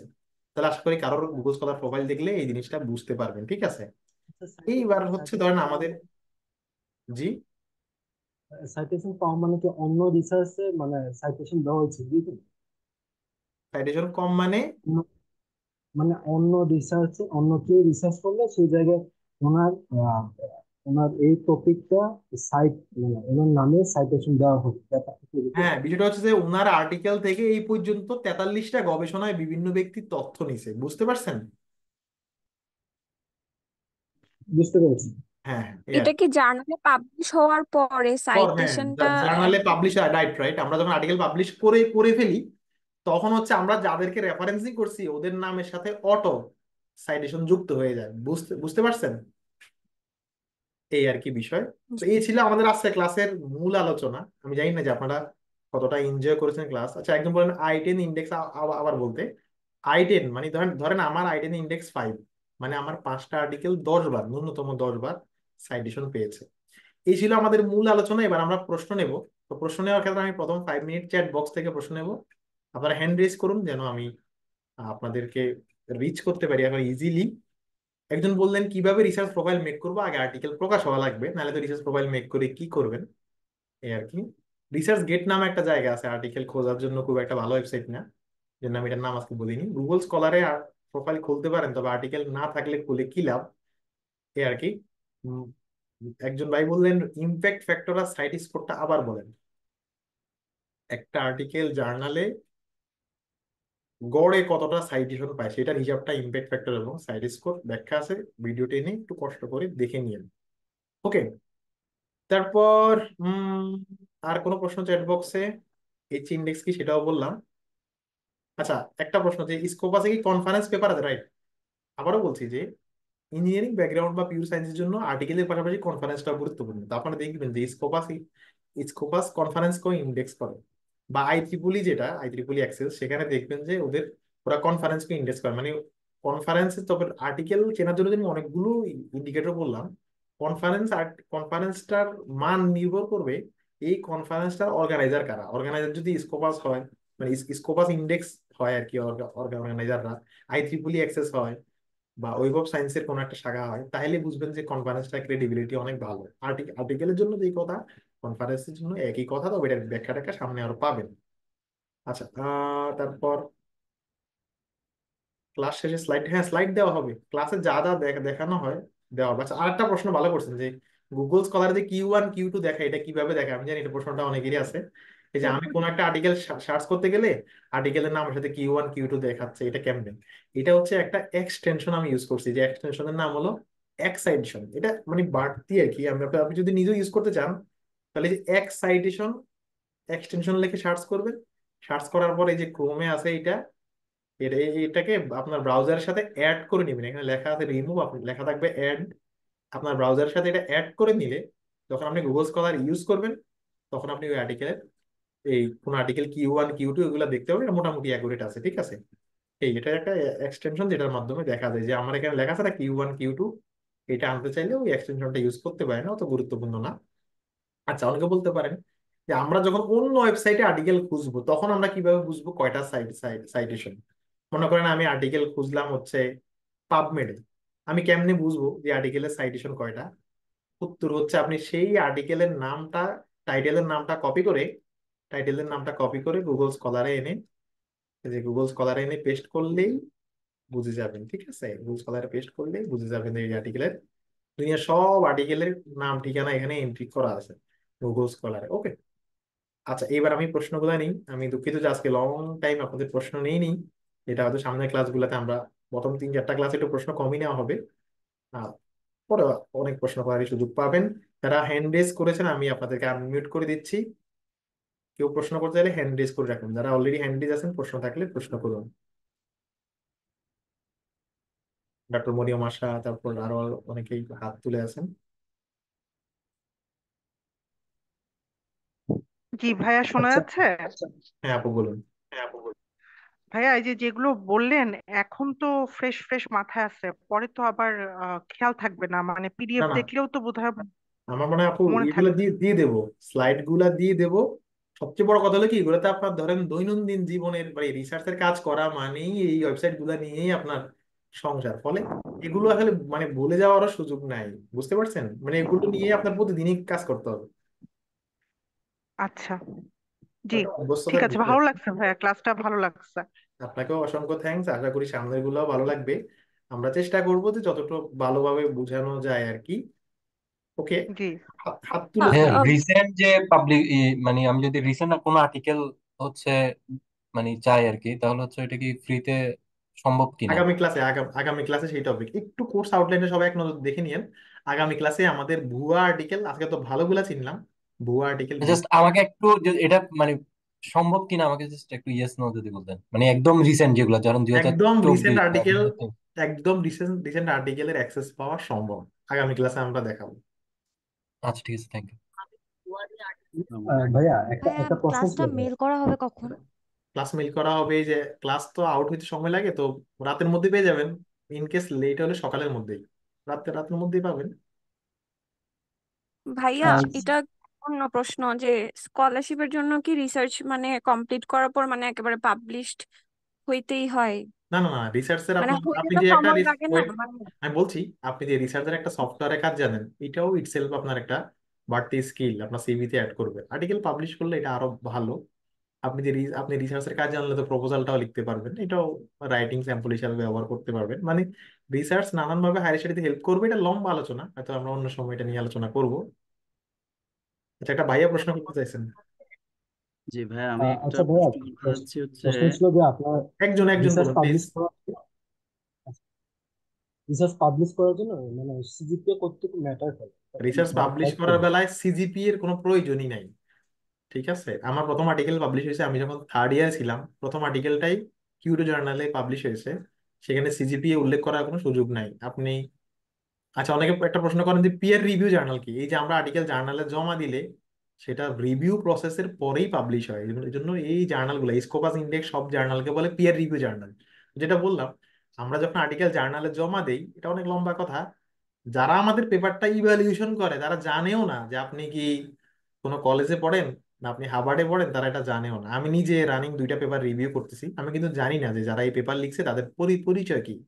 সুতরাং এখানে যে যে সাবজেক্টের বা যে জায়গায় পড়তেছেন না কেন, আপনার ইউনিভার্সিটি বা কলেজের জন্য আপনি বাড়তি সুবিধাও পাবেন না, অসুবিধাও পড়বেন না। পেপার ব্লাইন্ডলি রিভিউ হয়, এটাকে বলে ডাবল ব্লাইন্ড পিয়ার রিভিউ বলে। ওকে, সিজিপি এর উত্তরটা আশা করি পেয়েছেন। আরেকজন বলুন। ভাইয়া, আর্টিকেল পাবলিশ করলে মানে আপনার স্কলারশিপ পাওয়ার হাই চান্স কতটুকু থাকে? আমি বলবো যে মানে কি ধরনের আর্টিকেল মানে আমি পাবলিশ বলবো করলে? যে কি, আর্টিকেল পাবলিশ করলে স্কলারশিপের সম্ভাবনা অনেক বাড়বে। তবে আর্টিকেল পাবলিশ না করলেই যে একেবারে ক্ষতি হয়ে যাবে তাও নয়, কারণ আর্টিকেল ছাড়াও তো অনেক স্কলারশিপ পাচ্ছে। আর্টিকেলটা হচ্ছে একটা বাড়তি হিসেবে কাজ করে, ঠিক আছে। এটা করলে তো খুবই ভালো হয়, কারণ আপনি যে দেশের বাইরে যাবেন আপনি তো মূলত দুইটা কাজ করবেন স্কলারশিপ পাইলে, হয় টিএ অথবা আর এ। তো আর এ হওয়ার জন্য তো আপনার আর্টিকেলটা খুবই ইনফ্লুয়েন্সিয়াল, তাই না? কারণ ওখানে গিয়ে তো আপনি রিসার্চের কাজই করবেন। হ্যাঁ, মানে রিসার্চ কি ম্যান্ডাটরি স্কলারশিপ পাওয়ার না না, জন্য? আমি রিসার্চ ম্যান্ডেটরি বলবো না, ম্যান্ডেটরি আমি বলবো না। স্কলারশিপের জন্য কোনো কিছুই ওরকম ম্যান্ডেটরি না আসলে, মানে সেটা একটা প্যাকেজে। আসসালামু আলাইকুম ভাইয়া। হ্যাঁ আপু বলুন। ভাইয়া, আমার আসলে দুইটা কোশ্চেন ছিল। জি। আহ প্রথমত হচ্ছে রিসার্চ মনোগ্রাফ, তারপর থিসিস, আর্টিকেল, কনফারেন্স পেপার, এগুলার আসলে ডিফারেন্সটা কি, মানে এগুলা, বেসিক হ্যাঁ ডিফারেন্সটা এটা কি? একটা ভালো একটা কোয়ালিটিফুল প্রশ্ন প্রশ্ন করছেন। প্রথম কথা হলো, পাবলিশারের সাথে জার্নালের পার্থক্য তো বুঝছেন, বা জার্নালের সাথে আর্টিকেলের পার্থক্য বুঝছেন না? জি। বুঝতে জি। পারছেন। ভালো প্রশ্ন করছেন কিন্তু। আর্টিকেলের সাথে থিসিসের পার্থক্য হলো, যদি সহজ কথায় বলি, আমি একটু উদাহরণ দিই। আমরা কেউ কেউ পুরো মুভি দেখি, আবার কেউ কেউ আমরা পুরো মুভি দেখি না, হয়তো সেটার 20 মিনিটের সামারি দেখি। তো 20 মিনিটের যে ছোট, মানে পুরো মুভিকে যে 20 মিনিটে নিয়ে নিয়ে আসে, এটা হচ্ছে আর্টিকেল। আর থিসিস মানে পুরো মুভি। আমরা যে রিসার্চ আর্টিকেল করি আমরা ব্যক্তিগত উদ্যোগে করতে পারি, একাডেমিক অ্যাফিলিয়েশন মানে অনার্স মাস্টার্সে থিসিস করতে পারি। থিসিস হয় প্রায় 150, 200, 300 পেজ। এটাকে আমরা ছোট করে নিয়ে এসে পাবলিশ করতে পারি, অথবা আমরা থিসিস ছাড়াও নর্মালি ডিরেক্ট আর্টিকেলের কাজও করতে পারি। থিসিস হচ্ছে একটা ব্রডার ভার্সন, একটা ফুল মুভি, আর আর্টিকেল হচ্ছে 20 মিনিটের এটার একটা অংশ। ঠিক আছে, ঠিক আছে। তো আমরা চাইলে জি থিসিসকে ভাইয়া। আর্টিকেলে রূপান্তর করতে পারি, অথবা শুধু আর্টিকেল ডিরেক্ট কাজ করতে পারি। আর আচ্ছা ম্যানুস্ক্রিপ্ট মানে হচ্ছে যে এই যে আমরা জার্নালে যে জমা দিই, আমরা যখন জমা দিই তখন এটার নাম হয় ম্যানুস্ক্রিপ্ট, আর যখন পাবলিশ হয়ে যায় তখন এটার নাম হয় আর্টিকেল। বুঝতে পারছেন? জি ভাইয়া, ধন্যবাদ ভাইয়া। আমার আরেকটা কোশ্চেন ছিল শিওর। ভাইয়া। ধরেন কেউ আহ, মানে ভিন্ন ডিসিপ্লিন থেকে কি অন্য ডিসিপ্লিনে রিসার্চ করা যায়? যায়, ফর এক্সাম্পল কেউ ইসলামিক হিস্ট্রি থেকে যায়, যদি যায়, হয়ে থাকে, সে কি যায়। সোশ্যাল এটাকে সায়েন্সের? রাইট, আপনারা জাস্ট হচ্ছে একটা কনসেপ্ট আছে, হ্যাঁ, কনসেপ্টটার নাম জি হচ্ছে মানে মাল্টি ডিসিপ্লিনারি অ্যাপ্রোচে আমরা চাইলে গবেষণা করতে পারি। ঠিক আছে, বাংলাদেশে একটা ইউনিভার্সিটির নাম আছে যে university of liberal arts. Liberal arts মানে কি জি আপনারা জানেন? আজকে যারা জানতে চান, গুগলে সার্চ করবেন লিবারেল আর্টস, ডেইলি স্টার লিখে সার্চ করবেন, এখানে কলাম আছে। লিবারেল আর্টস যে ধারণা, যেটা ইউরোপে অনেক জনপ্রিয়, একজন ব্যক্তি চাইলে সে যে কোনো বিষয় নিয়ে কাজ করতে পারবে, তাকে কোনো বাধা বাধা ধরা নিয়মে রাখা যাবে না। মানে আপনি ইংরেজিতে অনার্স করছেন, মাস্টার্স করতে পারবেন সিএসসি তে, যদি আপনি সক্ষম হয়ে থাকেন আর কি। এটা হচ্ছে এই কনসেপ্ট, জি এটাকে বলে লিবারেল আর্টস। তো মানে আপনি যে কোনো বিষয় নিয়ে কাজ করতে পারবেন, কিন্তু বিষয়টা হলো কি, রিসার্চের কাজগুলো তো হাইলি এক্সপার্টিস লেভেলের কাজ। এখন যদি আপনার সক্ষমতা থাকে, আপনি চাইলে অন্য এরিয়া নিয়ে কাজ করতে পারবেন। আমি সহজ উদাহরণ দিই, যারা সোশ্যাল সায়েন্সের জি আছেন তারা সোশ্যাল সায়েন্সের যে কোনো সাবজেক্ট নিয়ে কাজ করতে পারবেন। এখন যারা সোশ্যাল সায়েন্সের আছেন, আপনি ইঞ্জিনিয়ারিং এর টপিকে কাজ করেন, তো কাজ তো করলে হবে না, এটা তো আর নন ইন্টেলেকচুয়াল কাজ না যে কায়িক শ্রম দিয়ে হবে, এখানে তো ব্রেন খাটাতে হবে। সেক্ষেত্রে আপনার জন্য কঠিন হয়ে যাবে না? কঠিন হয়ে যাবে। আর্টিকেল পাবলিশে কোনো বাধা নাই, কিন্তু নিজের ডিসিপ্লিনে থাকাটাই ভালো, বা কাছাকাছি ডিসিপ্লিন, কাছাকাছি সাবজেক্টে থাকাটা ভালো। আমার কথা বুঝছেন? অনেক জি ভাইয়া, অনেক সময় দেখা যায় যে আসলে ও নিজের ডিসিপ্লিনের ইন্টারেস্ট জাগে না সাবজেক্ট না, মানে না, আপনি বিষয়গুলোতে অন্যটা কাজ করতে পারেন। করার জন্য। দেখেন, যেমন আমরা যখন একটা প্রজেক্ট প্রজেক্ট করি বা কোনো একটা রিসার্চ টিমে যুক্ত হই, সেখানে পরিসংখ্যানের একজন একজন থাকে যিনি অ্যানালাইসিস করে। সেখানে হয়তো ইংলিশ ব্যাকগ্রাউন্ডের একজন একজন থাকে যে ম্যানুস্ক্রিপ্টটা লিখে। তো এই যে নানান ব্যাকগ্রাউন্ডের সম্মিলন তো ঘটে, মানে ঘটতেই পারে আর কি, আমি যেটা বললাম জি। এটা কোনো সমস্যা না। মাল্টি আচ্ছা, ডিসিপ্লিনারি ধন্যবাদ গবেষণা ভাই। ওয়ার্ল্ড ওয়াইড অনেক হয়। ওকে, আপনাকে থ্যাঙ্কস। প্রশ্ন করুন, যার প্রশ্ন করুন। ওয়েলকাম। ভাইয়া আচ্ছা। আমার একটা কোশ্চেন ছিল। হুম, হুম। যে আমার প্রশ্ন হচ্ছে একটা আর্টিকেলের রেঞ্জ মানে সাধারণত কতটুকু হয়? এটাও ভালো আরেকটা কোশ্চেন প্রশ্ন হচ্ছে একটা করছে। আর্টিকেল জি, বাকি প্রশ্ন। আরেকটা কোশ্চেন হচ্ছে একটা আর্টিকেল মানে পাবলিশ হতে এভারেজ মানে কত টাইম লাগে? ওকে, এগুলো আসলে মানে আস্তে আস্তে সব ডিটেলস পাবেন। একটা আর্টিকেলের এভারেজ রেঞ্জ হচ্ছে এইটা 12 থেকে 14 পেজ বা 10 থেকে 12 পেজ। ইঞ্জিনিয়ারিং ব্যাকগ্রাউন্ডে আর্টিকেল গুলো ছোট হয়, বা কনফারেন্স পেপার গুলো আরো ছোট ছোট হয়। সোশ্যাল ফিল্ডে বা কলা ফিল্ডে একটু বড় হয়। এভারেজে 10-12 পেজ হয় একটা আর্টিকেল। ঠিক আছে। আর একটা আর্টিকেল ভালো জার্নালে পাবলিশ হইতে, মানে জার্নালে জমা দেওয়া থেকে পাবলিশ হইতে গড়ে 3 মাস সময় লাগে, গড়ে। ওকে। আমার একটা কোশ্চেন ছিল। হ্যাঁ, প্রশ্ন করুন। কোশ্চেনটা ছিল, যারা হাত তুলছেন আমি ইউনিভার্সিটির জন্য সময় যে দিচ্ছি, দিচ্ছি থিসিস ওকে। করা হচ্ছে, জি আপু। ইউনিভার্সিটির আন্ডারে যে থিসিস করতে হচ্ছে আর কি, তো হুম, হুম। ওই ব্যাপারে যদি একটু ধারণা দিতেন আর কি, যে যারা একেবারেই বিগিনার কি করবে বা কিভাবে কি। না মানে কি থিসিস পাবলিশ করতে চান সেটা নাকি? না, ভার্সিটিতে যে লাস্ট ইয়ারে থিসিস করতে হয় না, ওই ব্যাপারটাতে। না, ওটা না করলে তো মানে সমস্যা নাই। থিসিস করেন একটা অল্প কয়জন সুযোগ পায়। আর্টিকেল আমরা কয়েকভাবে পাবলিশ করতে পারি। একটা হলো থিসিসকে ছোট করে থিসিসটাকেই আর্টিকেল আকারে পাবলিশ করা, অথবা ইন্ডিভিজুয়াল আর্টিকেল রেডি করা। দুনিয়ার যত আর্টিকেল আছে তার মধ্যে 95% তো ইন্ডিভিজুয়াল কাজ, মানে নিজেদের উদ্যোগে কাজ আর কি, নট থিসিস টু আর্টিকেল। ঠিক আছে। ওকে, ভাইয়া, যারা জি লিখতে ভাইয়া, চান আরেকটা লিখে কোশ্চেন পারেন। ছিল। আসসালামু আলাইকুম ভাইয়া। হ্যাঁ, আপু আগে শেষ আমার একটা শেষ করুন, কোয়েশ্চেন না ছিল। আগে আপু শেষ করুক, দেন আপনি বলুন। হ্যাঁ আপু বলুন। ভাইয়া, আমি তো বললাম আপু আগে শেষ করুক। আপু, আপনি উত্তর পেয়েছেন?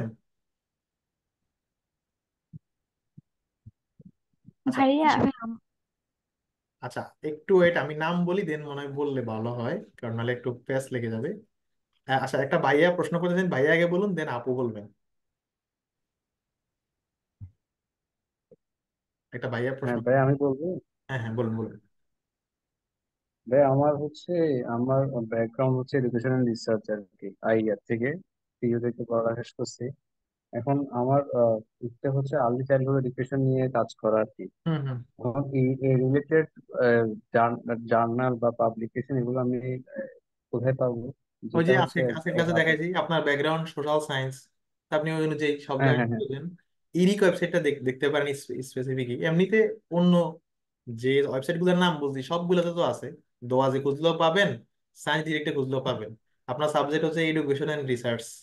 আমার সাবজেক্ট কি? আমার জি স্যার। সাবজেক্ট হচ্ছে এডুকেশন এন্ড রিসার্চ। আচ্ছা আচ্ছা ভাইয়া। ওকে, একটা আপু আচ্ছা প্রশ্ন, আচ্ছা ভাই, আমার একটা একটা কথা আপু ছিল। প্রশ্ন করেছে। হ্যাঁ আপু প্রশ্ন করুন, দেন আবার একজন ভাইয়া ভাইয়া করি না। সবারই প্রশ্ন দেখতেছি আজকে। আচ্ছা আচ্ছা ভাইয়া, ধরেন কোনো একটা প্রজেক্ট নিয়ে আমি কাজ করতেছি, তো আমি কিভাবে বুঝবো যে আমার অ্যাকচুয়ালি কাজটা Q1 টাইপের হচ্ছে কিনা বা Q2 টাইপের হচ্ছে কিনা? না আমি এটা কিভাবে ফাইন্ড আউট করবো যে আমার কাজটা প্রকাশ হলে বা আসলে মানে আমি কি ওই রিলেটেড কাজ করতে পারতেছি কিনা, আসলে কোয়ালিটিটা? কোয়ালিটিটা আসলে কি, এটা আপনি নিজে বুঝবেন না। এটা যারা রেগুলার আর্টিকেল পাবলিশ করে তারা একটা আর্টিকেল দেখলে বুঝতে পারে যে এটার মানটা কেমন। তবুও এমনও হয়েছে একটা আর্টিকেল Q1 থেকে রিজেক্ট হয়ে Q2 তে পাবলিশ হয়েছে, বা Q2 থেকে রিজেক্ট হয়ে Q1 এ পাবলিশ হয়েছে, এরকম ব্যতিক্রম গুলাও আছে। এটা আপনারা যখন ক্লাসগুলা করবেন না, তখন আপনি বুঝতে পারবেন যে আমরা যখন প্রত্যেকটা ক্লাসে যখন বিষয়গুলো শেখাবো, তখন আপনি বুঝতে পারবেন যে আপনি আর্টিকেলে কতটা কোয়ালিটি এনশিওর করতে পারতেছেন। ঠিক ঠিক আছে, আপনি যখন মেথডের ক্লাসগুলো করবেন তখন বুঝবেন যে আপনার আর্টিকেলটা কত স্ট্রং, এই আর কি। এটা আপনি আচ্ছা ভাই, তার নিজেই। মানে আমার আর্টিকেল পাবলিশ হওয়ার পর Q1 Q2 কি ওনারা ডিসাইড করে দেয়? মানে না এরকম না কি না, হয় যে আমি ওনারা পাবলিশ? ডিসাইড না আপু। আপনি নিজে বাটার দোকানে ঢুকলে তো আপনি বাটা থেকে কিনবেন, তাই না? আপনি তো আর্টিকেল জার্নালে যখন জমা দেন তখনই তো দেখা যায় যে হুম। জার্নালটা Q1 নাকি Q2। ওকে, আচ্ছা আচ্ছা, হুম। মানে আমি জমা দিব, তারপর একসেপ্ট না মানে হয়ে গেলেই তো ওটার সাথে হ্যাঁ, কানেক্টেড হয়ে যাচ্ছে, রাইট এরকমই তো? রাইট। এবার একটা ভাইয়া প্রশ্ন আচ্ছা প্রশ্ন করেন। ভাইয়া আমার একটা কোশ্চেন ছিল ছোট। আমার আচ্ছা, আমরা একজন ভাইয়া একজন আপুর প্রশ্ন নিয়ে যেহেতু সবার প্রশ্ন আছে আজকে প্রথম দিন। হ্যাঁ জি ভাইয়া বলুন। কাইন্ডলি ভাইয়া। কাইন্ডলি ভাইয়া বলুন। আচ্ছা বলেন। আচ্ছা, তো হ্যালো। আমার যেটা, হ্যাঁ আমার কথাটা হচ্ছে কি, আপনি কি শুনতে পাচ্ছেন? শুনতে পাচ্ছি, কিন্তু বলুন বলুন। আচ্ছা, তো আমি হচ্ছে বিজনেস ব্যাকগ্রাউন্ড থেকে, ডিপার্টমেন্ট অফ ফাইন্যান্স। তো দেখা যাচ্ছে কি যে আমার যে পেপার গুলো হবে, আমি কারেন্টলি যেগুলোতে কাজ করছি ছোট, তো সেগুলোর পরবর্তীতে আমার হচ্ছে যে ইচ্ছেটা থাকে যে আসলে ফরেন যে রিসার্চার আছে বিভিন্ন ইউনিভার্সিটি, তাদের সাথে কাজ করার যে ব্যাপারটা, সেটা কি মানে এখানে দেখানো হবে কি এই প্রসেসটা, যে আমি এটা যদি হচ্ছে কোনো এই রিসার্চারকে। কোর্সের এটা হচ্ছে এই কোর্সের বাই প্রোডাক্ট। আপনি নিজে গবেষণা বিষয়গুলো শিখলেই বুঝতে পারবেন যে আপনার সাথে কার এরিয়া যায়, এই এরিয়ায় কারা কারা গবেষক আছে, তাদেরকে কিভাবে অ্যাপ্রোচ করতে হবে। এটা এই কোর্সের বাই প্রোডাক্ট, এমনি বুঝবেন। বুঝতে পারছেন? আচ্ছা আচ্ছা। আচ্ছা, এবার একটা আপু প্রশ্ন করুন, দেন একটা ভাইয়া। আসসালামু আলাইকুম ভাইয়া। না, একটা আপু প্রশ্ন হ্যাঁ, করবে আগে। কোশ্চেন ছিল ভাইয়া। জি বলুন বলুন। আমার একটা কোশ্চেন ছিল, আমার মানে এটা মিস করছিলাম, সেটা হচ্ছে সাইট স্কোর এবং পিকটোরিয়ালটা যদি আমাকে আরেকবার ক্লিয়ার করতেন ভালো হতো। একটু কাইন্ডলি ভিডিওটা টেনে দেখে নিন। দুইটা ধরেন একই জিনিস, সাইটেশনের গড়। সাইট স্কোর 4 বছর, মানে 4 বছরের গড়টা বোঝায়। ইম্প্যাক্ট ফ্যাক্টর 2 বছরের গড়টা বোঝায়। এটা আপনার নিজের বের করা লাগবে, এটা জার্নালেই দেওয়া দেওয়া থাকে। না, এটা অবশ্যই মানে হচ্ছে কি, সেখানে হচ্ছে কি সাইটেশনটা 2 বছরের মধ্যে আমি কিভাবে ইমপ্যাক্ট ফ্যাক্টরে কনভার্ট করব? না, আপনি লিখবেন না, আপনার এখানে কোনো কাজ নেই। এটা হচ্ছে যে জার্নাল যেগুলো বের করে সেগুলো 2 বছরের হিসাব করে বের করলে এটাকে বলি আমরা ইম্প্যাক্ট ফ্যাক্টর। 4 বছরের হিসাব করে বের করলে বলি সাইট স্কোর। বুঝতে পারছেন? আচ্ছা, ঠিক আছে। আচ্ছা, এবার দুজন আসসালামু ভাইয়া। ভাইয়া আলাইকুম আমার ভাইয়া। একটা এই একটা একটু কোশ্চেন ছিল একটা আমার। প্রশ্ন ছিল। ভাইয়াদের প্রশ্ন বেশি, দুজন ভাইয়া প্রশ্ন করেন। সুব্রত দাস, আপনি আগে আহ, প্রশ্ন করেন। আহ, আহ, আমার ছোট্ট একটা কোশ্চেন, সেটা হচ্ছে অথরশিপ নিয়ে। হ্যাঁ, হ্যাঁ। কিছু কিছু আর্টিকেলে দেখা যায় যে সিঙ্গেল অথরশিপ, কখনো হুম মাল্টিপল অথরশিপ দেখা যায়, যেমন 2 জন 3 জন 4 জন, ইভেন 5 6 জনও দেখা যায়। হুম হুম। তো এক্ষেত্রে যারা অথর হয় এখানে, অথরশিপের যে ভ্যালু, বা আমরা যদি মনে করি যে একটা অথর কতটুকু ইফেক্টিভ প্রশ্ন বা বুঝতে পেরেছি। ইফিশিয়েন্ট, কিংবা তার ভ্যালু কেমন, এটা কি আসলে অথরশিপের, সিঙ্গেল অথরশিপ হলে সে অনেক ভালো, কিংবা 5 6 জন হুম। থাকলে এক তার কি কথায় ভ্যালু কমে আমি গেল আপনার কিনা, প্রশ্নটা এটা যদি বুঝতে একটু। পারছি। অথরশিপ কন্ট্রিবিউশন নিয়ে ইয়েল জি। ইউনিভার্সিটিতে একটা লেখা আছে। আপনি অথরশিপ ইয়েল ইউনিভার্সিটি লিখে সার্চ করলে গুগলে পাবেন। তাও বলে দিই, একটা পেপার একজন মিলে হইতে পারে, 1000 জন মিলে হইতে পারে। আমি একবার আমার আইডিতে পোস্ট করছি, একটা পেপারে 8500 অথর। পেপার হচ্ছে 9 পেজ, পেপারের অথরের নাম হলো 24 পেজ। ওটা ব্যতিক্রম। ইন জেনারেল যদি বলি, একটা পেপারে গড়ে 5 7 জন অথর থাকে, গড়ে। কমও হয় বেশি হয়। সিঙ্গেল অথর মানে এই পেপারের সমস্ত ক্রেডিট আপনার। শেয়ার পেপার মানেও কোনো সমস্যা নেই, সবই সবার নামে একটা একটা করে পেপার কাউন্ট হবে। ফার্স্ট অথর মানে ইনি এই কাজটা সুপারভাইজ করছে, কাজের মেইন উনি হচ্ছে ফার্স্ট অথর বা লিড অথর। আর বা বাকি করসপন্ডিং অথর। বাকিরা হলো সহকারী অথর। নো, বাকিরা সহকারী অথর। করসপন্ডিং অথর মানে যিনি জার্নালে পেপারটা জমা দেয় তাকে বলে জমা করসপন্ডিং। দেয়। এখন যিনি ফার্স্ট অথর তিনি যদি জমা দেয় তাহলে তিনি একই সাথে ফার্স্ট অথর, একই সাথে corresponding author. Normally first author এবং ফার্স্ট অথরকে সবচেয়ে বেশি মানে একটা পেপারের মূল ধরা হয়, সেকেন্ড করসপন্ডিং অথর, আর বাকি সব অথরদেরই কন্ট্রিবিউশন সমান বলে মনে করা হয়। জার্নালে যখন আমরা পেপার জমা দিই তখন কন্ট্রিবিউশন কে কতটুকু করছে সেটাও দেওয়ার জায়গাটা আছে, বেশিরভাগ জার্নালে আছে। তবে এটার ডিটেলস আলাপ, আমরা আর আজকে এটাতে না যাই, কারণ পুরো কোর্স জুড়ে জি আপনাদের সাথে 33 দিন যুক্ত হবো, নিশ্চয়ই এগুলো নিয়ে অনেক ডিটেলস কথা হবে। জি জি জি, আমি একটু ওই যে ওয়েবসাইটটা কি বলেন, একটু সার্চ দেওয়ার জন্য একটা আমি বলবো যে আর্টিকেল পড়তে বললেন। কোনটা কন্ট্রিবিউশন নিয়ে, হ্যাঁ হ্যাঁ হ্যাঁ, অথরশিপ কন্ট্রিবিউশন একটা এটা জায়গায় হচ্ছে সার্চ দিয়ে পড়তে বললেন। ইয়েল ইউনিভার্সিটিতে একটা আর্টিকেল আছে কন্ট্রিবিউশন নিয়ে, ঠিক আছে? সার্চ করলে পাবেন, বা আপনি এমনি নর্মালি গুগলে সার্চ করলে পাবেন। ওকে, জি, সালাম আলাইকুম থ্যাংক ভাই। ইউ, আচ্ছা, থ্যাংক ইউ। আরেকজন ভাইয়া প্রশ্ন করুন, দেন একজন আপু সালাম প্রশ্ন আলাইকুম। করবেন। আচ্ছা, সবাই প্রশ্ন সালাম করুন। আলাইকুম ভাইয়া। হ্যাঁ, বলুন বলুন হ্যালো বলুন। ভাইয়া, এই আমার কোয়েশ্চেনটা যদি একটা পেপার এখন মানে কারেন্টলি এই কনফারেন্স পেপার হিসেবে যদি পাবলিশ হয়, এখন এটা যদি আমি মানে ফিউচারে মাস্টার্স অথবা পিএইচডি তে যদি এটা নিয়ে আমি টপিক্সটা নিয়ে যদি আমি আরো এক্সপ্লোর করে মানে হুম যদি হুম। জার্নাল আকারে পাবলিশ করতে চাই, তখন কি এটা মানে কোনো প্রবলেম হবে? না, আগে প্রবলেম কিন্তু হবে না, কিন্তু কনফারেন্স হয়েছে, এখন জার্নাল এই আর্টিকেলটাই প্রকাশ করতে পারবেন না, কিন্তু এই টপিকে প্রকাশ করতে পারবেন তো। সেম আর্টিকেল সেম পেপারটাকে যদি আমি আরো মানে না এক্সপ্লোর না না করে না, আরেকটু। পারবেন না। কেন পারবেন না এটার ব্যাখ্যা পাবেন লেকচার নাম্বার 6, ঠিক আছে? বুঝছি হ্যাঁ। ওকে, শুভা, আপনি কি প্রশ্ন আসসালামু করতে আলাইকুম ভাইয়া। প্রশ্ন করতে চাইলে হ্যান্ড রেজ আমি করতে হবে, অনেকে কথা বলার অপশন পাচ্ছেন না, হ্যান্ড রেজ না করলে কথা বলার জি অপশন। আমি হ্যান্ড রাইজ করেছি। আমার একটা কোয়েশ্চেন ছিল আর কি ভাইয়া। বলুন বলুন বলুন। আর্টিকেলস এবং থিসিস, আর্টিকেলসটা ছোট আকারে এবং থিসিসটা বড় আকারে হয়। এখন আর্টিকেলস প্রকাশিত হইতে এবং থিসিস প্রকাশিত হইতে মিনিমাম সময়গুলো না, কতদিন লাগতে পারে? থিসিসটা কিন্তু আসলে প্রকাশ করার বিষয় না, থিসিস হলো ইউনিভার্সিটির সম্পত্তি। ইউনিভার্সিটি তাদের জি জি ওয়েবসাইটে প্রকাশ করে বা রিপোজিটরিতে প্রকাশ করে। থিসিস কিন্তু প্রকাশ করার কোনো বিষয় না, প্রকাশ হয় মূলত আর্টিকেল। আমার কথা জি জি, বুঝছেন? ধন্যবাদ।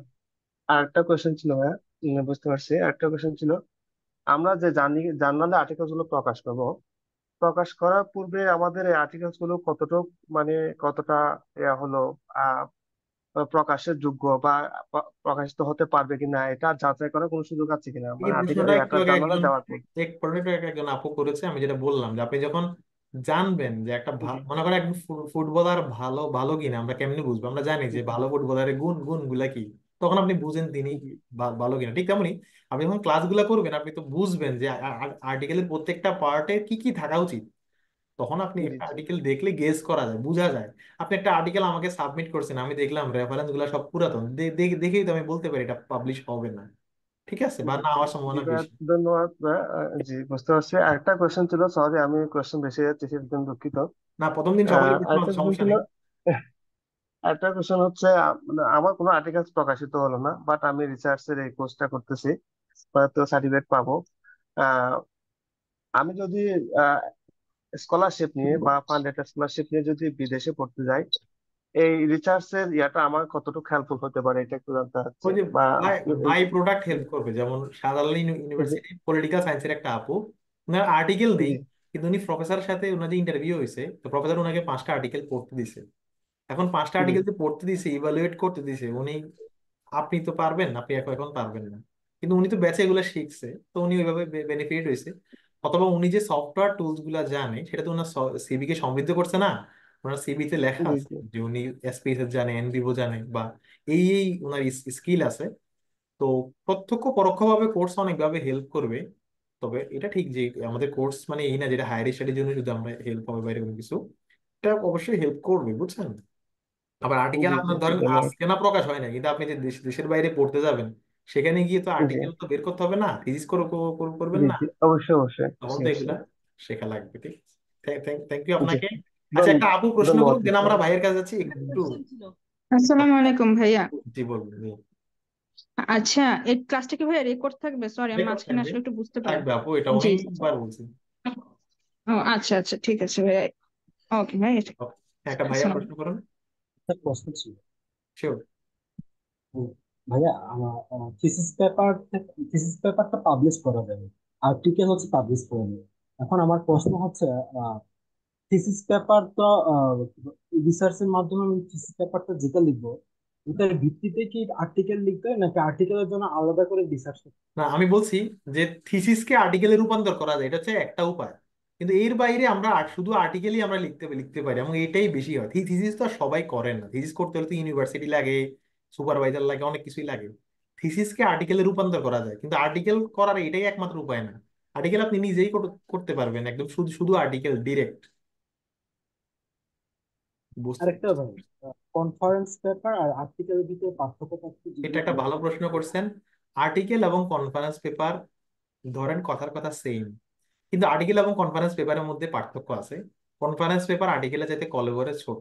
কনফারেন্স পেপার শুধুমাত্র সাধারণত জেনারেলি ইঞ্জিনিয়ারিং এবং পিওর সায়েন্স ব্যাকগ্রাউন্ডে প্রয়োজন হয়, অন্য ব্যাকগ্রাউন্ডে খুব একটা প্রয়োজন হয় না, বা ক্লিনিক্যাল ব্যাকগ্রাউন্ডে কনফারেন্স পেপার লাগে। কনফারেন্স পেপারের মূল উদ্দেশ্য হলো আপনার ফাইন্ডিংসটাকে তুলে ধরা। মানে আপনি যেটা ধরেন কথার কথা, আমি বাংলাদেশের সড়ক দুর্ঘটনা নিয়ে কাজ করতে চাই। কনফারেন্স পেপারের মূল উদ্দেশ্য হচ্ছে সড়ক দুর্ঘটনার কারণটাকেই এখানে মূল হাইলাইট আমি করব। কিন্তু রিসার্চ আর্টিকেলে তা নয়। রিসার্চ আর্টিকেলে আমার গবেষণার ফলাফল ছাড়াও রিসার্চ আর্টিকেলে আরো অনেক কিছু লাগে, ইন্ট্রোডাকশন, লিটারেচার রিভিউ, মানে কনটেক্সট, থিওরি। অর্থাৎ রিসার্চ আর্টিকেলকে আমরা বলতে পারি, কনফারেন্স পেপারটাকে আমরা বলতে পারি শর্ট ভার্সন, রিসার্চ আর্টিকেল তুলনামূলক তুলনামূলক ডেপথ ভার্সন। এবং কনফারেন্স কনফারেন্স পেপারের বিষয় বলি, কনফারেন্স মানে হচ্ছে যে মিলন মেলা, ঠিক আছে। আর কনফারেন্স পেপার মানে হচ্ছে আমরা কোনো একটা যদি কনফারেন্স, ধরেন আজকে বুয়েট একটা কনফারেন্স আয়োজন করলো, সেখানে আপনি আপনার কোনো একটা কাজের ফাইন্ডিংসটা ওরাল প্রেজেন্টেশনও করতে পারবেন, পোস্টার প্রেজেন্টেশনও করতে পারবেন। এটা হচ্ছে কনফারেন্স প্রেজেন্টেশন। বুয়েট কর্তৃপক্ষ যদি আপনার এই পেপারটার সামারিটাকে পাবলিশ করে বুক আকারে, এটাকে বলবে কনফারেন্স প্রসিডিউর। বা আপনার পুরো পেপারটাকে তারা যদি পাবলিশ পাবলিশ করে, এটাকে বলে হচ্ছে কনফারেন্স প্রসিডিং। ঠিক ঠিক আছে। ইন জেনারেলি রিসার্চ আর্টিকেল অনেক রিগোরাস রিভিউ হয়, মানে অনেক হার্ড রিভিউর মধ্যে দিয়ে যাওয়া লাগে, পাবলিশ হতে 2-3 মাস সময় লাগে।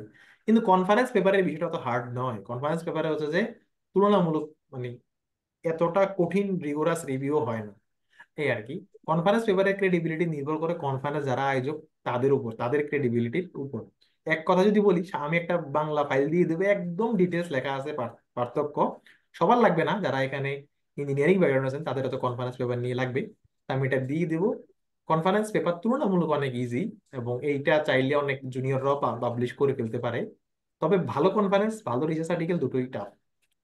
আরেকজন প্রশ্ন করুন। আচ্ছা ভাইয়া, আমরা যদি হচ্ছে কনফারেন্স পেপার আর হচ্ছে এগুলো মানে আর্টিকেল যেটাই পাবলিশ করতে চাই, আমরা কোনটাকে অ্যাকচুয়ালি টার্গেট করব? মানে ধরেন জার্নাল টার্গেট করব, আইদার কনফারেন্স না পেপার নাকি না না না, হচ্ছে আর্টিকেল? জার্নালে তো পাবলিশ হয় এগুলো, বুঝতে পারছেন।